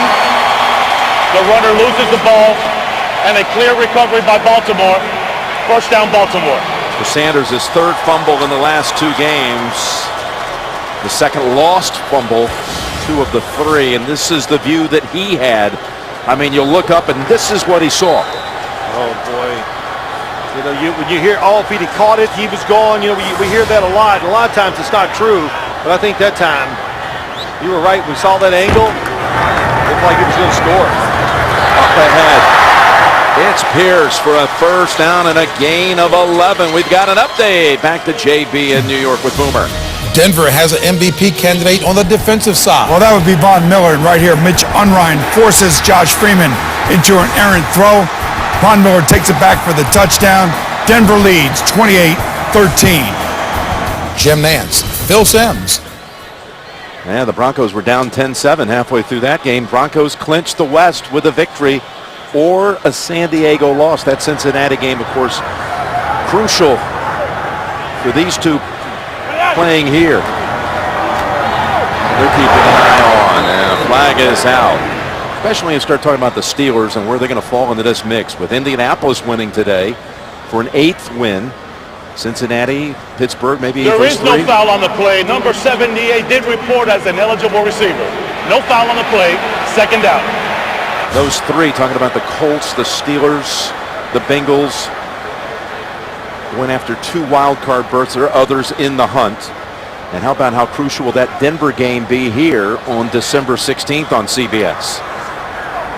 As they division leaders, it's going to be like a whole new division is going to be set off with these ones at the top. You have big separation in each one of their individual divisions. Flacco looking everywhere. And brought down from behind by Ziggy Hood. Sack for Hood. 2nd of the year. Well, Simile is to the right tackle. Blocks his guy, Ziggy Hood, very well. How long can you hold it? Joe Flacco, nobody was open down the field, and he realizes he can't outrun Ziggy Hood. But the coverage, Anquan Bolden, no. Top of the screen, nobody was open. Inside technique by Keenan Lewis. You see the seam going down the field. That's cover 2. Tandon Doss at the top of the screen. 3rd and 11, and here they come. Flacco got it away to Pitta. He has the first down to the Pittsburgh 34. Dennis Pitta's first catch of the day is good for 19. I think there had to be a blown assignment here. It's a little blitz. Who was supposed to, well, know what it was. They were blitzing, and the defenders were running out trying to catch the quick throw underneath. Joe Flacco held it. Pitta gets wide open. And Flacco going for the touchdown. Got Smith, incomplete. Corey Smith, Cortez Allen back there defending for Pittsburgh. Boy, Torrey Smith, when you watch him, you know, Jim, as you watch him just run he is arms, elbows, knees going down the field. Very aggressive as he runs the routes. And when he does catch the ball going across the field, a terrific runner with the football in his hands. That time, though, you look at that replay and even live, he should have caught the ball. 2nd and 10. Take the quick toss. With a Rice maneuvering. Ray Rice takes off inside the 20, and he's going in for the touchdown. 34 yards. Ray Rice with the shift, and then all the way to the end zone after that untouched.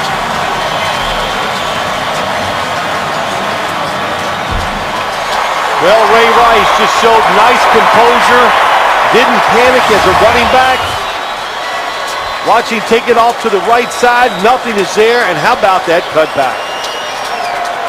And once he makes that move, that just makes you a premier NFL runner when you get out in the open and outrun everybody to the end zone. Both Baltimore touchdowns come off turnovers. Off the Sanders fumble. It's Rice. And the Ravens are back up 7. 63 yards in 6 plays. Rice the final 34 for his 8th touchdown of the season. He's talking to his running back coach, Wilbert Montgomery. You guys, of course, many of you will remember his great days running back for the Philadelphia Eagles. John Harbaugh called Rice's conversion last week on 4th and 29. He ran it final 28 after the little dump-off pass. The greatest play I've ever seen or been a part of. Made a pretty good one right there, too. Doesn't go into the greatest ever category, but it gets him the lead. And look at that counsel by Will Johnson. You take a knee. Good job by Johnson. Yeah, he implores Rainey, you're not running out with it. The miscues, both of them have led to touchdowns for the Ravens. The pick led to the touchdown. The missed opportunity with Wallace. Who knows, that could have been 7 the other way if Sanders had a firm grasp of it on the shifting of the hands. Well, one thing, when you watch this game today, it had over the one that was played 2 weeks ago. The offenses are creating many more opportunities for themselves. Throwing the football down the field, being aggressive with double moves. The crowd has come to life for sure. First down, and Dwyer nowhere to go, and he just falls. As Pollard really busted up that play, loss of 3. Well, when you look at Bernard Pollard, John Harbaugh says he's the enforcer. There's no doubt about it. Very good at when he gets up near the line of scrimmage. Can play just like a linebacker. And good enough, of course, to read the passing game when he plays a deep safety.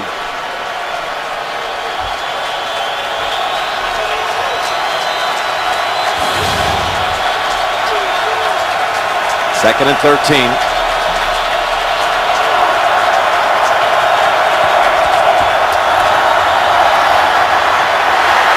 And back. Able to get it away. Beautifully done. And Antonio Brown slips, but it's a big gainer to the Ravens side of the field. Gain of 34. It's a nice, again, the pass protection. Baltimore's pass rush, not really one of the best in the league. Charlie Batch gets the extra time, buys it. How about that throw on the run? Except for the big miss that Charlie Batch had in the back of the end zone to Mike Wallace.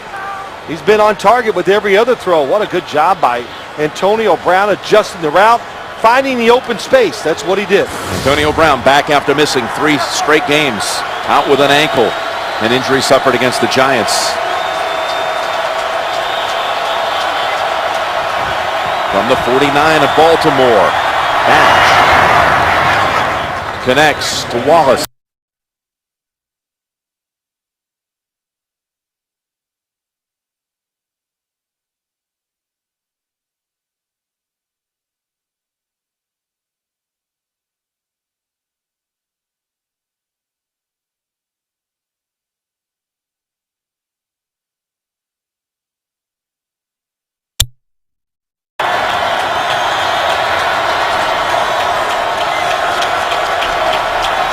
Second down and 4.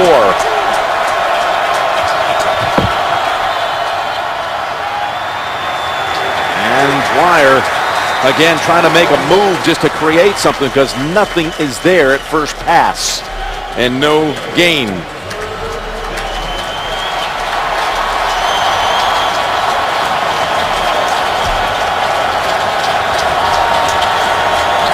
Again, Army Navy coming up next week on CBS.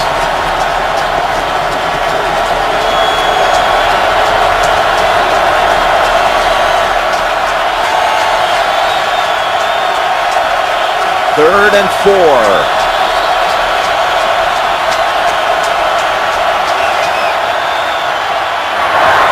Sanders unable to hold on as Pollard lays him out. Sanders is up on his feet, but he should have had it.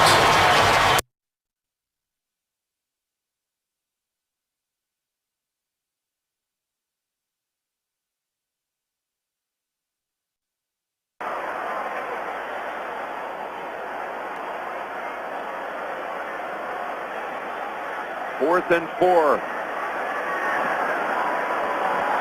And Butler with the fair catch earned by Tandon Doss.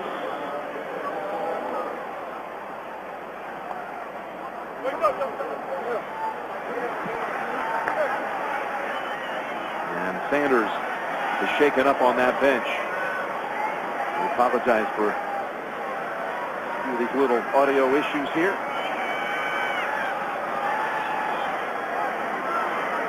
Sanders just mad at himself, Jim, because I know Pollard hit him hard, but he'd already dropped the ball before Pollard made the hit. So, you know, I know it's tough, but it's always best to take the attitude, hey, I'll catch the next one. Right. Around the end, and where will they mark it? Good for another first down. 10-yard run by Rice. Well, you got to give a lot of credit when you look at this game today. A rookie right tackle. Osemele, what a job he's done today. Matt Burke, he's been in the league so long at center. But having one of his best years in the last 4 or 5 that I've watched him, he's really played well. Then he got a second-year guy at left tackle, Ja Reed. And I know this. You got to get used to each other as an offensive line, work as a group. But the Ravens are excited about the future, how good they think they can be. And that's going to back up Baltimore 5. False start, number 44, offense. 5-yard penalty, first down. Like nobody wanted to call that a penalty. Was there a delay there? It did take a while, yeah. They had 3 people move. I think Everybody was in shock.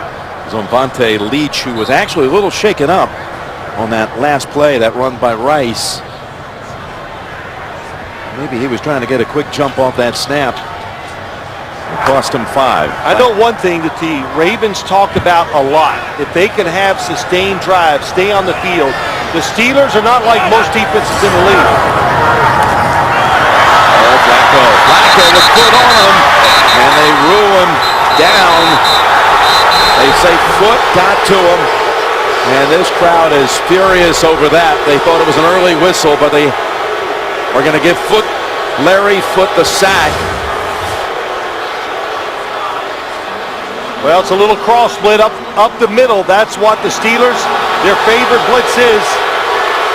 They're just trying to protect the quarterback here. Looks like he can't get away, can't throw the football. But we've seen Joe Flacco already this game make a play just like that, Jim. No, I'm really surprised. Well, that in control, in the grass, that is not a rule anymore. That's right. That's right. So in the old days, that would automatic. It's automatic. You'd see it all the time. 2nd and 20.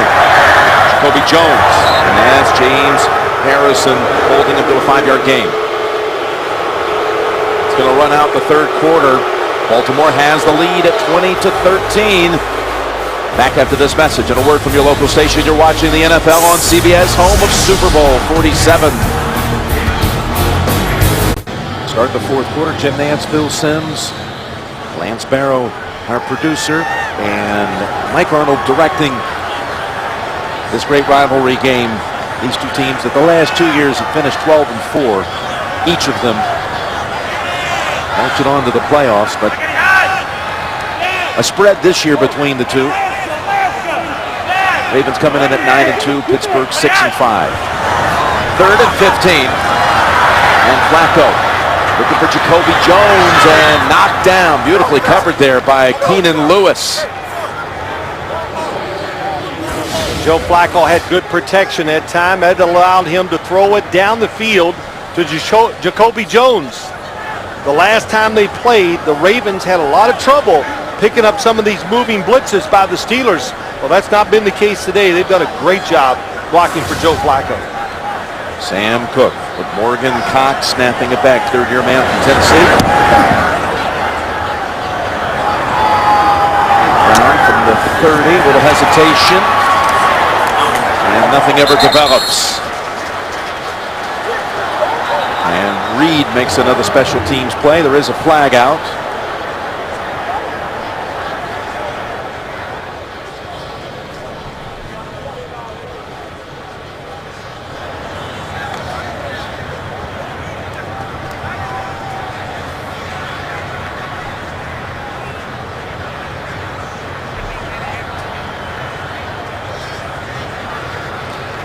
During the return, holding number 26 by the receiving team.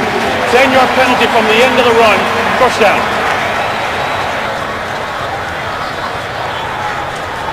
Will Allen.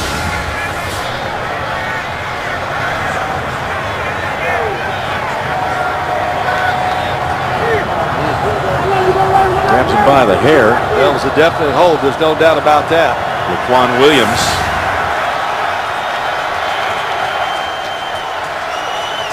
Word up from the Pittsburgh bench.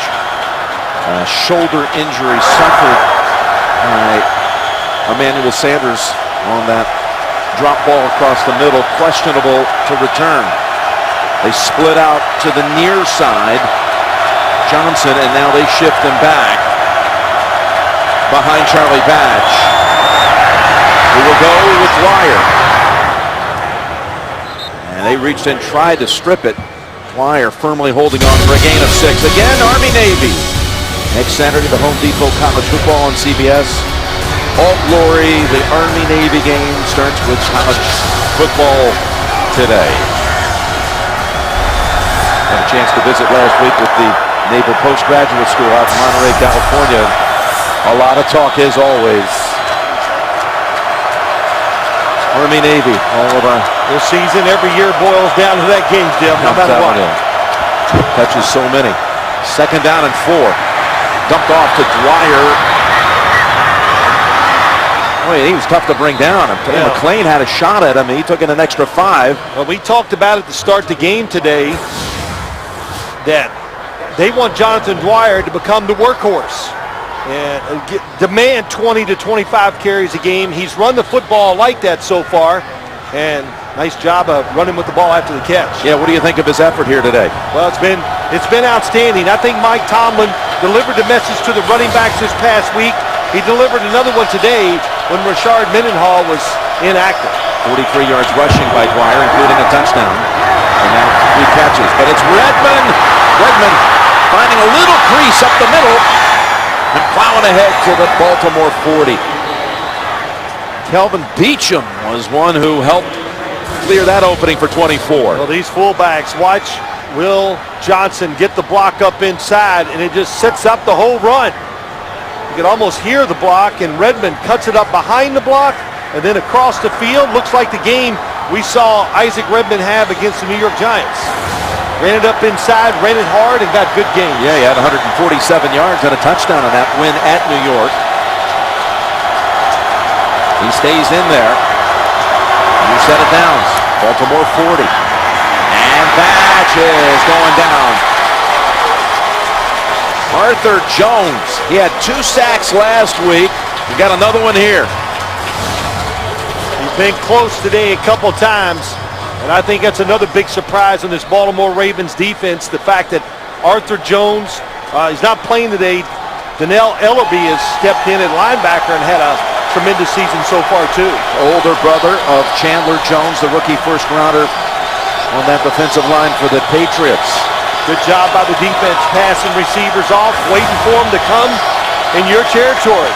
Chris Rainey enters the game on offense for the first time. 2nd and 13. And it goes to Miller, and he's got the first and 10 more. Their offense has really been going strong since they got Miller into the game in the second quarter. Got him active.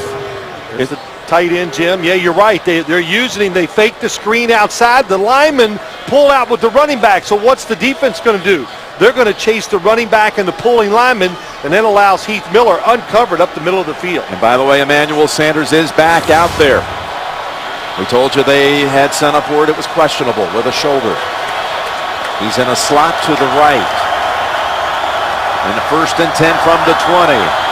Batch to the end zone, and it is intercepted. It's Ed Reed, and he's going to run it out. He's the all-time leader in return yardage. And he could have been decked at the 1. Instead, he's out to the 27. His 61st career interception in the regular season, which happened to be one behind Dick LeBeau, the Pittsburgh D coordinator.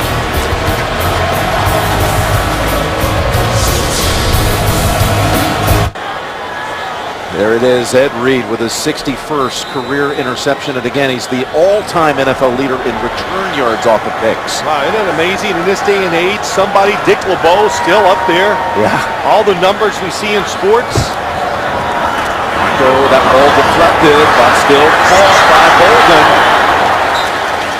And James Harrison holds on to him. Well, let's look at this interception, Jim. Here's Heath Miller's going to go down the seam. Here's Ed Reed. Just watch Ed Reed, how he plays the 2 receivers coming up the field. If Emmanuel Sanders would have kept going, I believe Heath Miller's going to be wide open. But Ed Reed, one of the best center fielders there has ever been in the National Football League, reads the quarterback and makes the play. Boy, decided to run it out. Dwyer had him at the 1, but he was able to shake it off. There's a nice stick by Polamalu.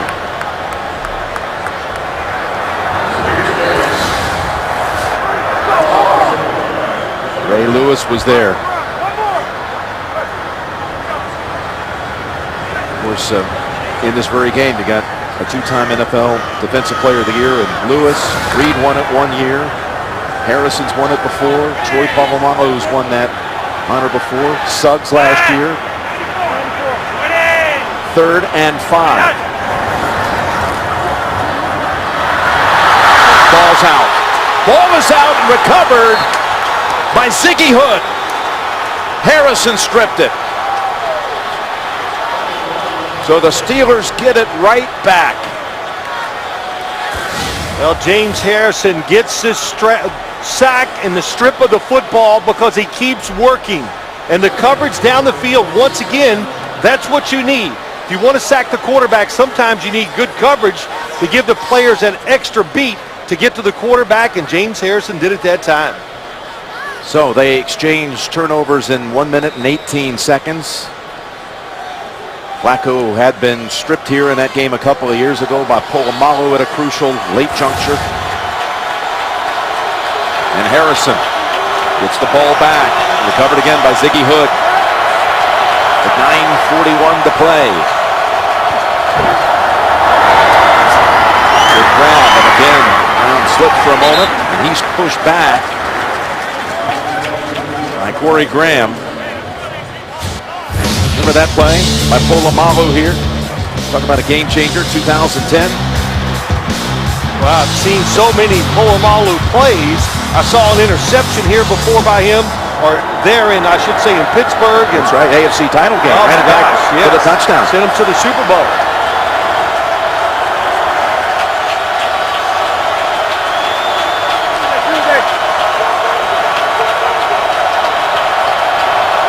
Second and 7.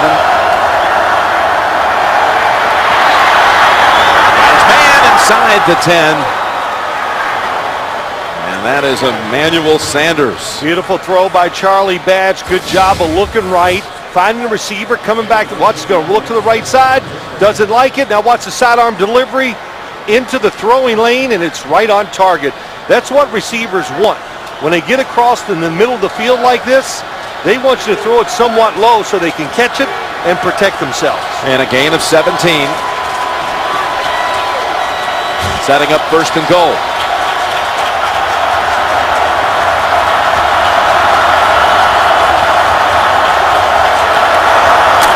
Try to get Dwyer in again, but no gain. It's been a long time since Charlie Batch threw a touchdown. Got to go back to 2010 at Tampa Bay. His last touchdown pass in the NFL went to Hines Ward. He threw 3 on the day. 798 days ago.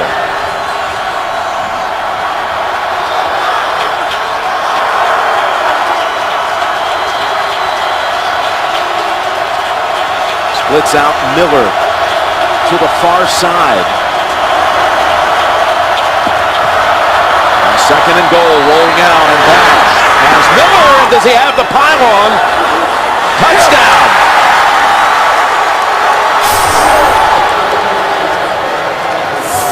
Boy, what a play.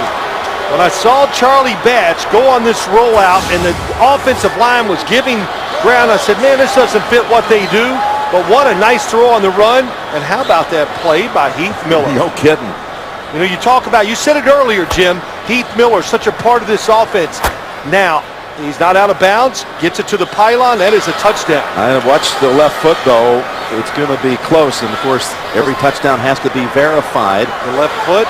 Okay. Oh, I see. Did that touch there? Right now, it's awfully close. Quite an athletic play by Miller, trying to set a new career high with a 7th career touchdown. Watch that right foot. That's a great shot. He's in the end zone before it touches that time. From the side, you can see when his foot hits the ground. But I was just going to say, Heath Miller, Todd Haley is a offensive coordinator who believes in throwing the football to the tight end. So they're going to review it. The ruling on the field will be reviewed. Yeah, this one, we're talking fractions. Riveron will take another look. Right as Heath Miller in for the touchdown. Did he get the pylon before the right foot touched out of bounds? Touched.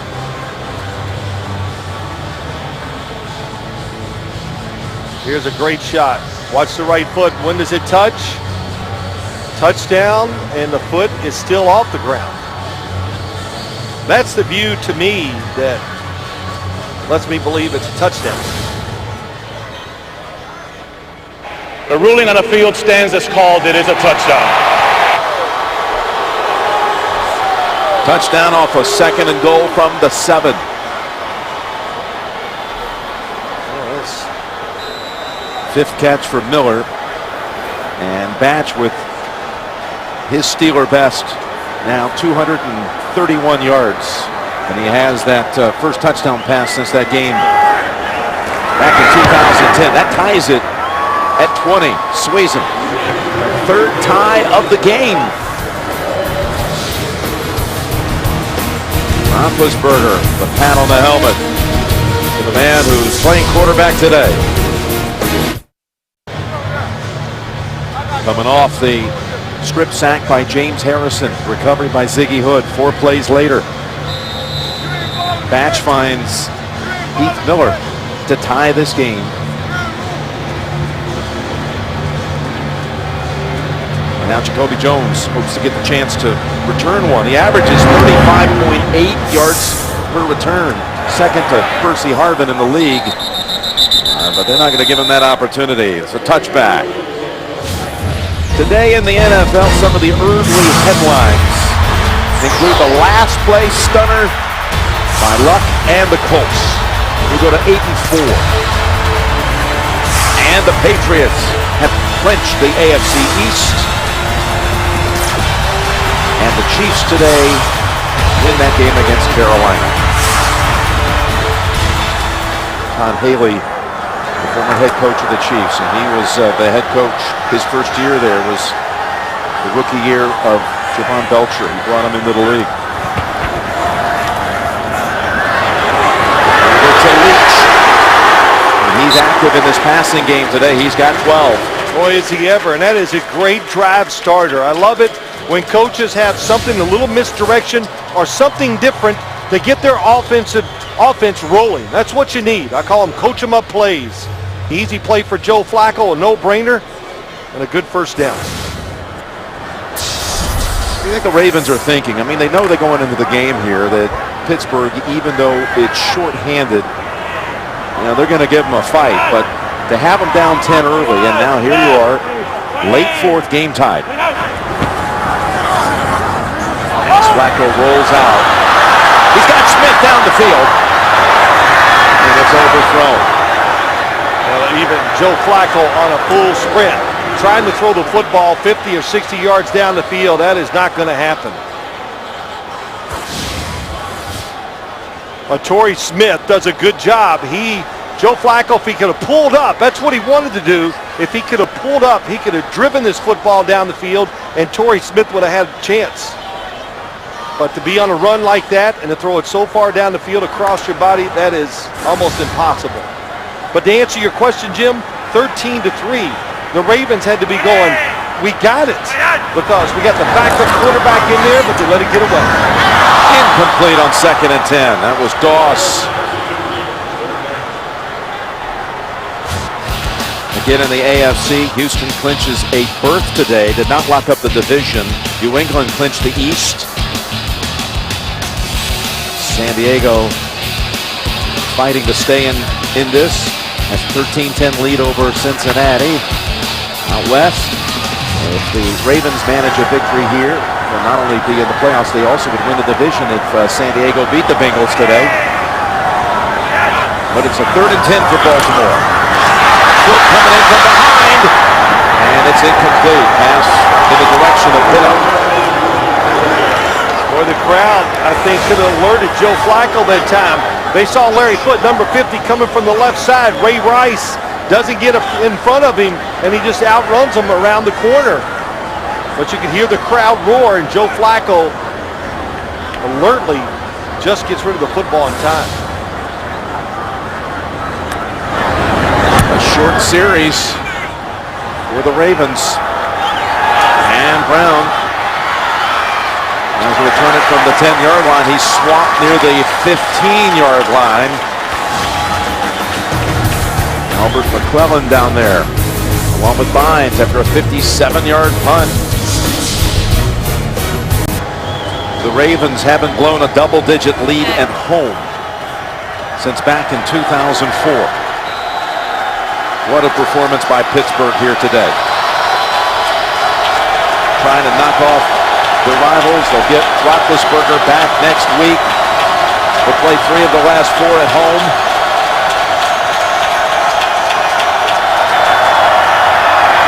Redmond. Got about half the players on the field in that pile. Wednesday in prime time. JB, Chris, Phil. You guys will be talking it up as we get to this playoff drive here in the month of December. Inside the NFL Wednesday on Showtime. Mike Lombardi will be there mixing it up with you too. Peter Schrager, the whole crew. As Roethlisberger. It's like you can't stand to watch. It does. 2nd down and 8. Oh, what a tackle. What a reach-out play by McPhee to hold him to 1.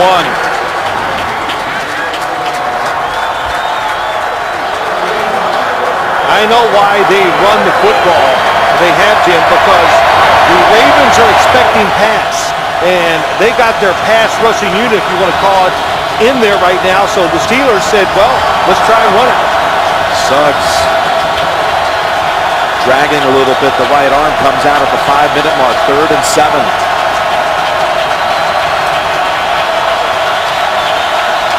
Steelers have all 3 timeouts.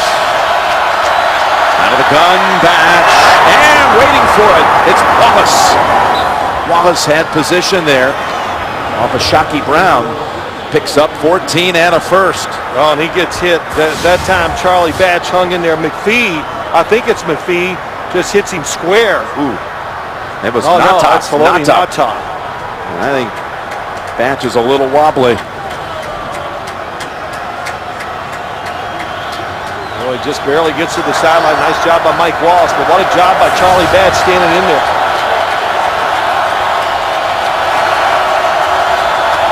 Backup is Brian Hoyer today, as Leftwich is also inactive.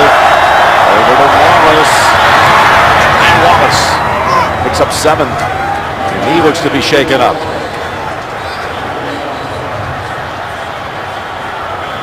They got doubled up there by Williams and Graham.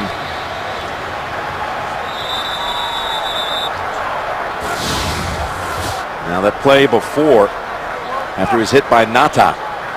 He said, hey, I got hit in the head here, guys.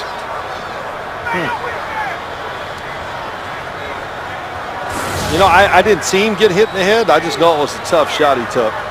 Haloti Ngata, we've seen the tapes of him when he played rugby, Jim, just big. Of course, he's so big. We were just talking about it. He walks out in the field. He doesn't walk, he waddles. But he can run. This is what happened with Wallace. He rolled his right foot, ankle. That brings in Plexico Burris to take the place of Mike Wallace. Yeah, Burris has not seen action until this point. 3.5 to go. 2nd and 3. And Redmond, I'll tell you what, he may have fought all the way for a first down. It's going to be close. Well, no matter what happens in this game today, I think the message that was sent to the running backs for the Steelers, it was well received. And when you look at what they've done today, Isaac Redmond, Jonathan Dwyer, they've both run hard. They protected the ball. They haven't gotten close to fumbling it. Tomlin saying that's a first down, and it looked like where they marked it, he had it, as Wallace is going to come right back into the game.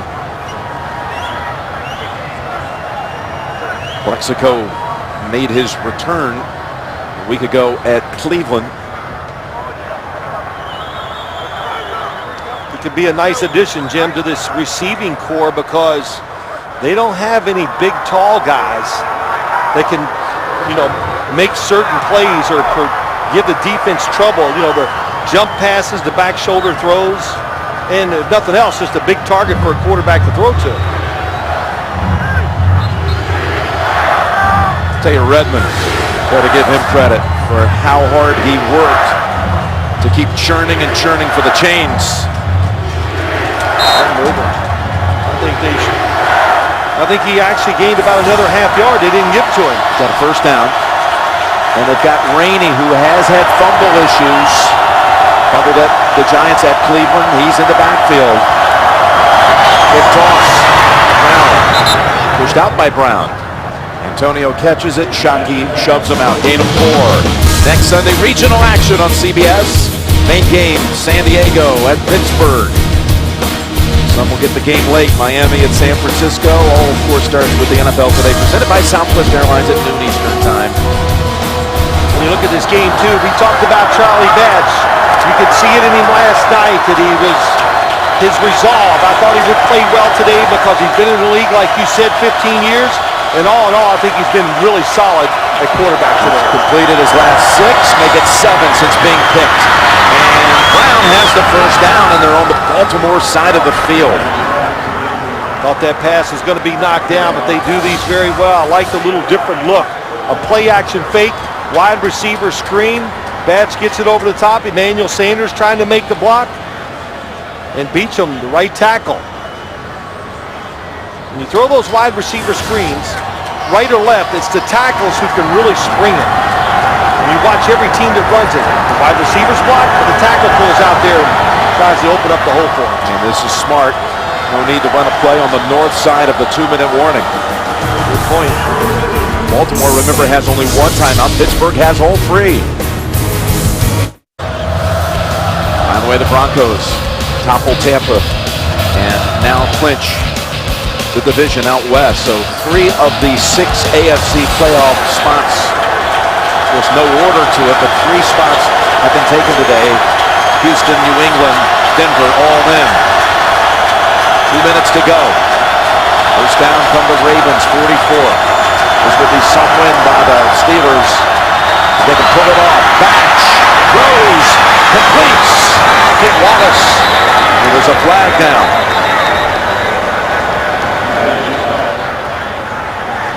Personal foul, roughing the passer. Number 99 in the defense. A 15-yard penalty will be added to the end of the run. First down. Well, now they're really deep in field goal range. They didn't get the call against Nada, but they do against Kruger.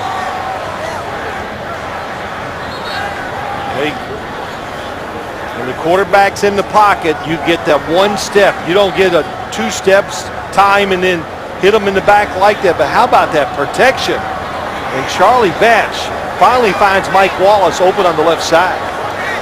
But overall, all day today, too, for the Steelers. Great protection for Charlie Batch. And when it's not there, he's moved around very well to throw it. That is Shockey Brown, second-year man from Texas, getting some attention here. And now with the penalty, the ball's at the 19. Let's start talking about the timeout game and clock management here, because the Ravens, again, have only the one timeout. They used one with 9 minutes to go in the third, plus they lost a challenge. Yeah, it just comes down to this now. The Ravens are just hoping they miss the field goal or they block it.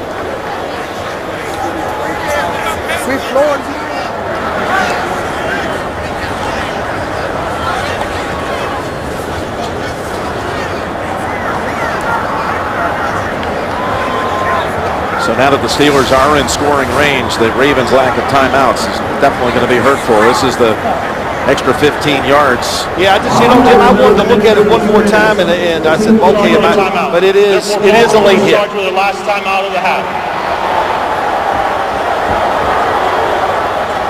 And they just lost their last timeout because in the last 2 minutes, they had to come out and attend to Shockey Brown, who ended up jogging off the field. So the Ravens can't do anything about the clock now with 1:46 to go. Because the clock was running, that's why they lost it, Jim. If the clock had been stopped, they wouldn't take the timeout away from us. Whistles first. Charlie Batch doing a little officiating. False start, number 53, offense. 5-yard penalty, still first down. But he didn't have the right call.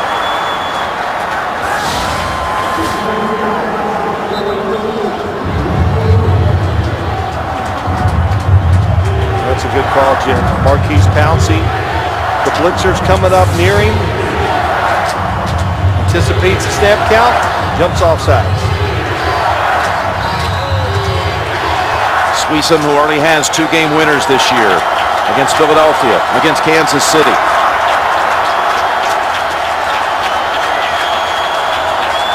Setting it up to give him another chance. First and 15. There's Dwyer. Runs into a whole bunch of bodies. The line of scrimmage. And again, Suggs is out. He's been taken to the locker room. He was injured at the start of this drive, which began back at the 15-yard line. If Mike Tomlin and his team play this right, they ought to be able to run it down to just a last-second field goal attempt to win it. Yeah, no doubt about that. And if you look at it, Jim, it's going to be what, about a 41-yard field goal try. So that's not a gimme by no means. Well, Sweezen's made 27 straight inside the 50.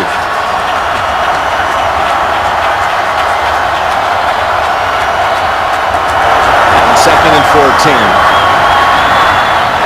Dwyer again for no gain. So it's still about the same yardage you talked about. Sweezen made a 46-yarder in the opposite direction earlier in this game.